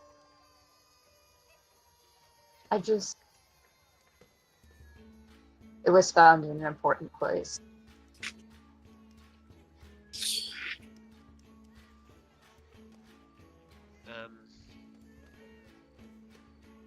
She says, "I have seen the sword before, like most things. Nothing ever really leaves this place. I think it belonged to someone much like you who came here long ago."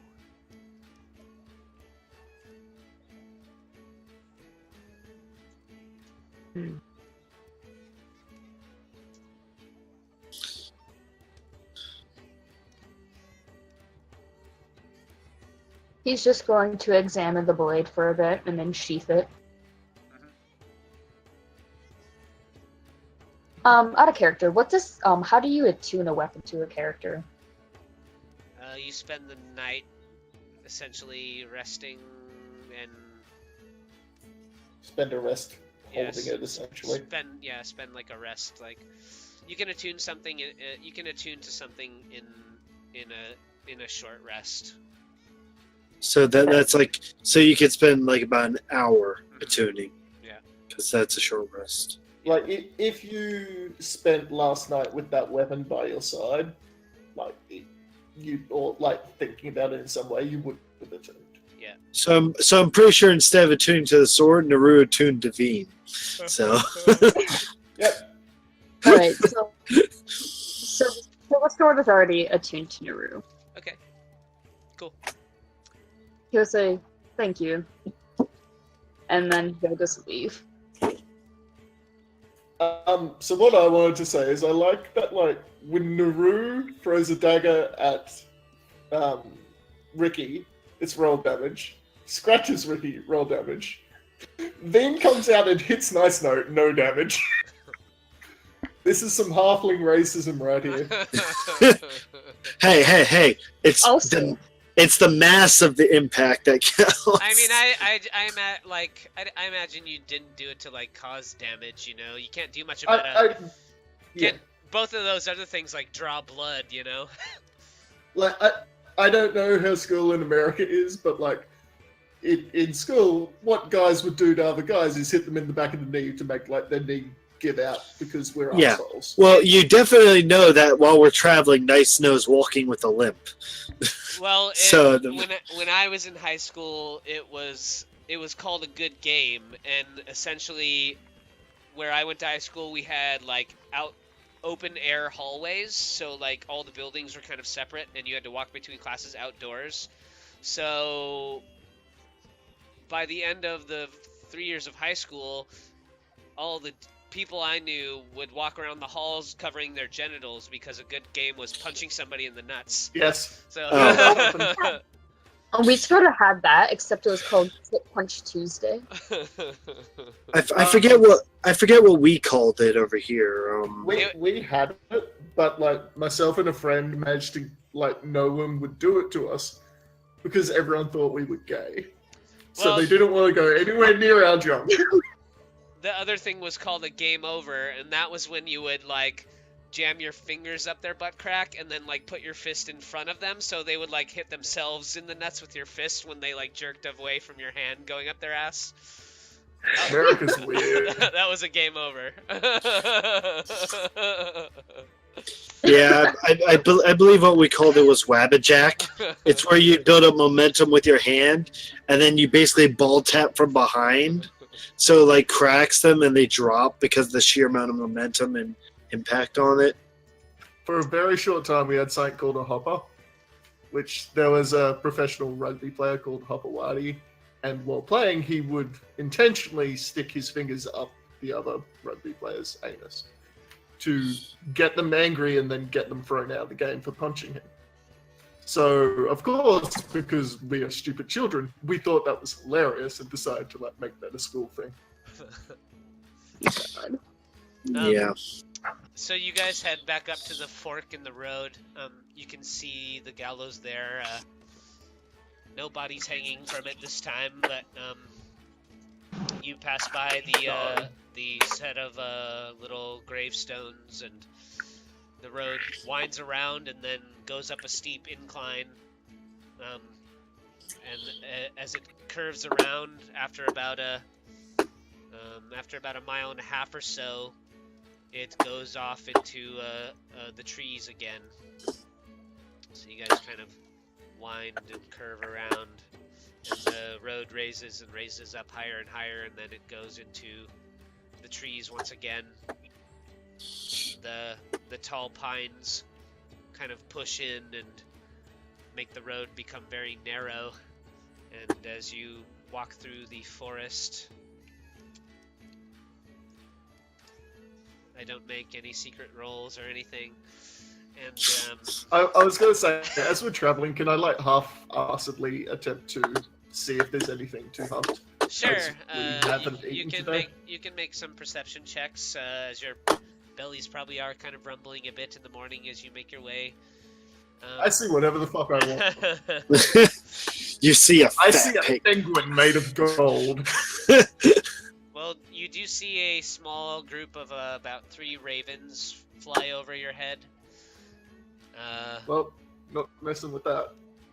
then you do see kind of a scrawny doe as well off in the trees.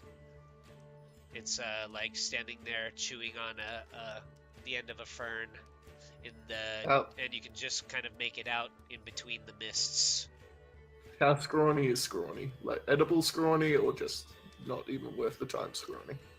I mean, edible scrawny probably. Okay. There'll be some meat there. I'm going to tap Nuru on the shoulder, point at it, and then I'm going to throw a javelin. Just in case that doesn't work, like as soon as like he points it out, Naru's automatic. I gave you a warning. No, he's like going to start slinking off the path. Sure. Make an attack roll with your javelin beam. Yep. Disadvantage, and where the fuck is it? So you huck your javelin into the tree line. It zings past a few thick tree trunks and sinks into the back right leg of the doe as it's chewing on the its fern there. It like lets out a squeal and it begins to try and buck its legs to get the javelin out from its butt where it's sank in, and it starts darting through the tree line.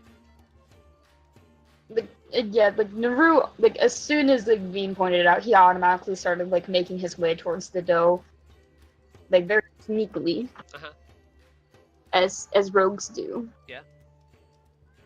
Stealing children. And if he manages to like to get close to the doe before it runs off, he's gonna try like to slit its throat with his dagger.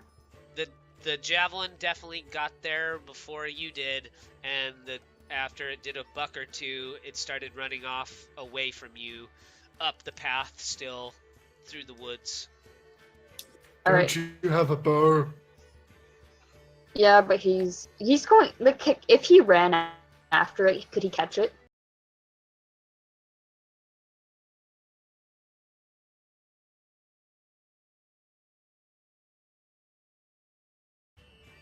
Here Oh, comes boy. the failure. Hey! So the doe is running through the tree line, and you take off after it. And you guys see Nuru kind of disappear into a cloud of mist, and the doe begins to stumble and falter, and it trips over its front legs and kind of falls prone on the ground, and you hop down on its back and draw your blade across its throat, I'm guessing. Mm-hmm. Yep. So with kind of a weak bleat, blood begins to drip down out of the wound of the doe's throat down its chest. And it kind of goes limp in your arms.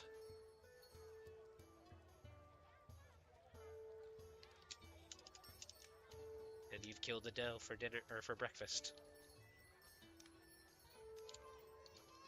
Yeah, so I'll just walk up to it. I will snap the javelin because I don't want that fucking thing back. You can see what's happening to all my javelins, right? And I'm just going to grab the doe and like sling it over my shoulders and just carry it to whenever we next take a rest. I imagine it wouldn't weigh stupid amounts since you said it was small and scrawny.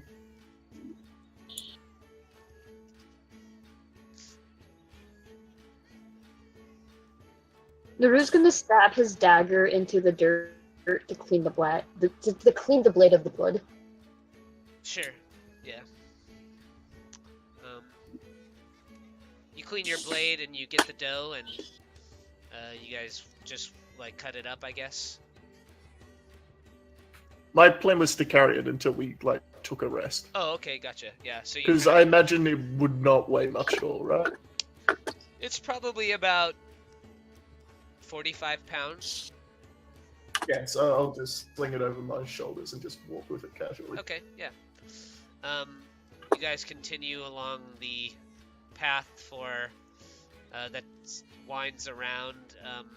Do you have any conversation as you continue to travel. You go for about another mile or so, and then you can see that the road begins to come out through a clearing again, and you have,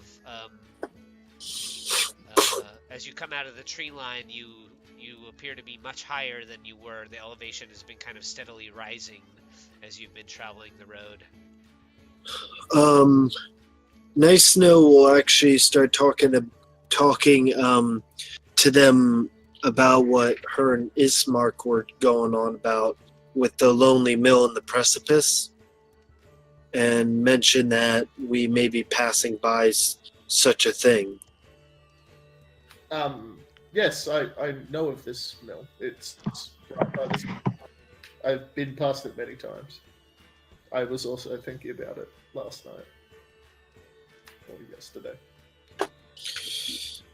And she poses the question, do we wish to inquire further into this mill, or do we want to continue to our destination? I'd rather not put Irina in risk. I feel we should get them to the safety of the city gates, and then we can worry about the mill. I dare say it's not going anywhere. I agree. Right. And that's one of the major things she brings up. As you guys continue, Do you bring up the wizard staff? No, she doesn't yet. Okay. as you guys continue along the road, it kind of winds around sharply back towards kind of the northeast, and on your right, the foggy tree line lies, and then on your left, it kind of opens up, and you're kind of on the edge of a kind of a sharp cliff face. And as you continue for about another mile along the road, up ahead of you, coming into view, as you follow the dirt road, and it clings to the side of the mountain, it ends before an arching bridge of that's kind of covered in thick mold. The stones span a natural chasm, and there are gargoyles cloaked in black moss that perch on the corners of either side of the bridge. Their frowns are weather-worn, and on the mountainside of the bridge, a waterfall spills into a misty pool about 1,000 feet below you that feeds into the river, and the river meanders off into the fog-shrouded pines that blanket the valley below.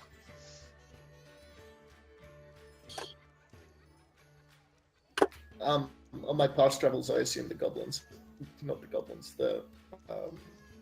statues have been there before. They're nothing new. Nothing new, no. You've passed them, dozens of times. Yeah, Nice Snow feels at ease about this, as if she was tensed up. Say one more time, Veen.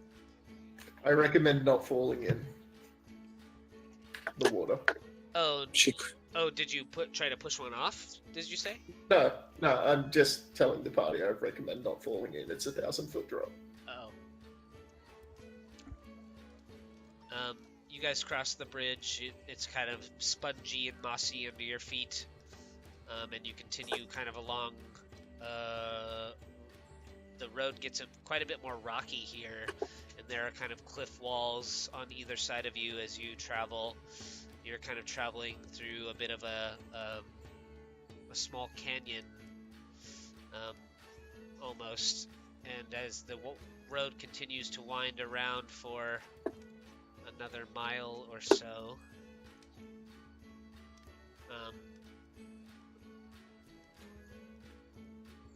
even here up in the mountains, the forest and the fog are kind of inescapable, and ahead, the dirt road splits again in two, widening towards the east, where you see patches of cobblestone once again, suggesting that the eastern branch of the road here was once maybe an important thoroughfare.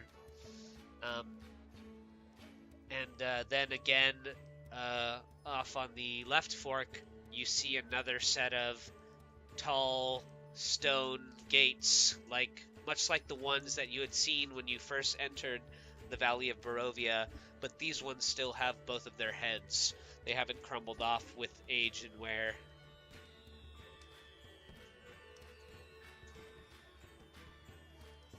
Naru's going to look to Veen, because Veen's probably the most familiar with the territory. I assume I know which way leads where, right? You know that No. You know that the cobbled road, Ismark does as well, probably leads to Castle Ravenloft. And you remember back in the gallows, the sign had said that this way that you are traveling now led to Vallaki and Ravenloft. You know that through the gates, a few more miles, you'll be passing the old bone grinder, and then beyond that, the road will start to wind down again back into the valley to Vallaki. I just point to the same path that way leads to Castle Ravencroft. Our destination is this way, and I point to the stone gates. Sure. And then just begin walking, unless someone stops me. Nope, no one does. Or at least Irina and Ismark don't. Naru follows. Nice snow follows. As you guys pass through the gates,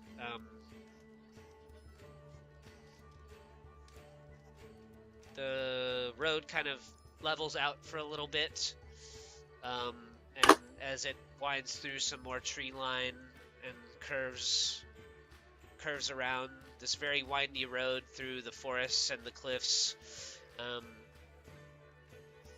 you come in around another wide bend, and the road then again splits off into a kind of a fork. You can see the old Svalich Road kind of transitions here from being a winding path through the Balanok Mountains to a lazy trail that hugs the mountainside as it begins to descend into the fog-filled valley once again. In the heart of the valley here, you can see off in the distance, actually, because you are essentially probably at the highest point in the valley, so down below you can see kind of a sprawling forest, and beyond that you can kind of see through the mist and the fog a grouping of probably 50 or 60 buildings or structures, and you can see them all encased in a tall pointed wooden wall. Down near the shores, you also spot a great mountain lake. Its waters look still and dark, and a branch in the road leads west to a promontory atop which is perched a dilapidated stone windmill. Its warped wooden vanes are stripped bare, and hobbling up the path, pushing a cart in front of her, is a hobbled old woman who looks kind of familiar. The woman that you had bought pastries from back in Barovia. Romilda. She's nearing the windmill, and she kind of stops. You see her stop and set down her cart in front of the windmill, and she goes through the front door of the windmill and disappears into the windmill. And the other thing you notice is before she goes inside, she drags she pushes back kind of a curtain that's on the bottom of her cart, and she drags out a sack that seems to be like writhing and moving, and she drags it in front of her, kind of walking backwards through the front door of the windmill. So Veen hasn't seen it before, but Veen says, I don't think that's quite right. But that is the mill the fortune teller told us of. Well, I believe it is. Might not be. Who knows? How far away are we from this old lady? About a third of a mile. Let me see. I can give you that in feet. So what, like 15? I'm saying in terms of our clarity of being able to perceive what this bag looks like.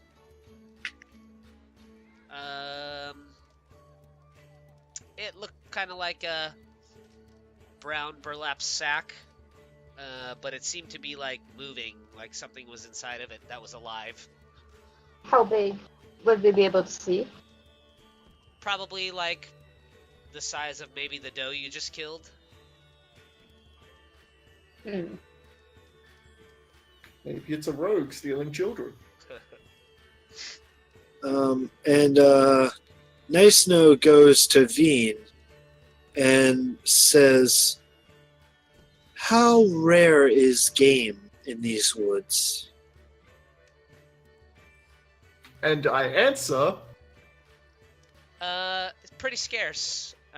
It's much more likely that you will encounter a wolf than a doe. Nuru but wolves are good offers. eating. Nuru says, I can scout ahead. I find it odd an old lady that sold you a drugged pie could also hunt.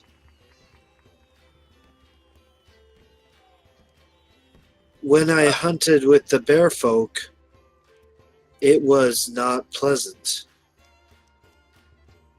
Again, I can go in. I should have killed this festival music a long time ago. It's a jolly journey. I know, I've got it switched off. Hearing that you said that this is apparently the woman that drugged his betrothed, Veen is now on the warpath and he's marching off. Nuru will try to run in front of him and try to stop him. He said we're like a third of a mile. It's 1,500 feet. I think we're good to storm off for a while. Yeah. Nice Snow sees them both heading off and looks to Irina and Ismark. Do we have a caravan or something, or are we just walking? You're just walking. Yeah, you're just on foot. Yeah, Nuru is going to try to stop Veen from getting too close. In any way possible. Being too close. Hemdriel, as you look at Ismark and Irina, you see Ismark kind of lets out a heavy sigh, and he starts down towards the windmill as well, but he says, we are so close to Vallaki, I can see it from here. We should not spend too much time at the windmill. But he still follows Veen. Do you know anything of this old lady? I've only seen her sell her pastries in town. Beyond that, I don't know much about her. I didn't know that she lived all the way out here. That's for certain. As you get closer, Veen, you can see the onion-domed edifice kind of leans forward and to one side as though it's trying to turn away from the stormy gray sky. You see gray brick walls and dirt-covered windows on the upper roof, or on the upper floors. A decrepit wooden platform encircles the windmill above a flimsy doorway leading to the building's interior. Perched on the wooden beam, you can see above the door is a raven, and it seems to be hopping up and down, kind of irritatedly squawking. As you're getting closer and closer, you can hear it kind of like, caw, caw! And it looks kind of agitated. And that is where we will end our session this week for episode 6 of Curse of Strahd. Yay! With following the creepy old lady. So thanks for playing, guys. How do you feel? How you feeling, Frankie? You feel a little better? I want to die. You want to die? Well. But yeah. Wish granted. Old lady shake, shake, shake. No. Just show up and zap you again. Yeah, the old lady jumps out of the windmill and shoves a pie in your mouth and goes, "Eat it! Eat it!" Well, thanks for playing this week. Hopefully next week we'll have Ken back, and because who knows what lies beyond the door of the windmill. And thanks to anybody who's watching our episode 6 of Curse of Strahd here. If you'd like to go check in on some earlier episodes, you can go hit up my YouTube channel at there's a link below in the descriptions of my games. And thanks, guys. I'll see you next Thursday for Also, more Curse I of want Strahd. comments. Make comments. Make comments, Oh, as comments. Comments on the YouTubes. in yes, comments. Ah. All right, guys. Well, have a wonderful night, and anybody who's watching as well, have a wonderful night, and we'll catch you next time for some more Dungeons and Dragons in the lands of Barovia.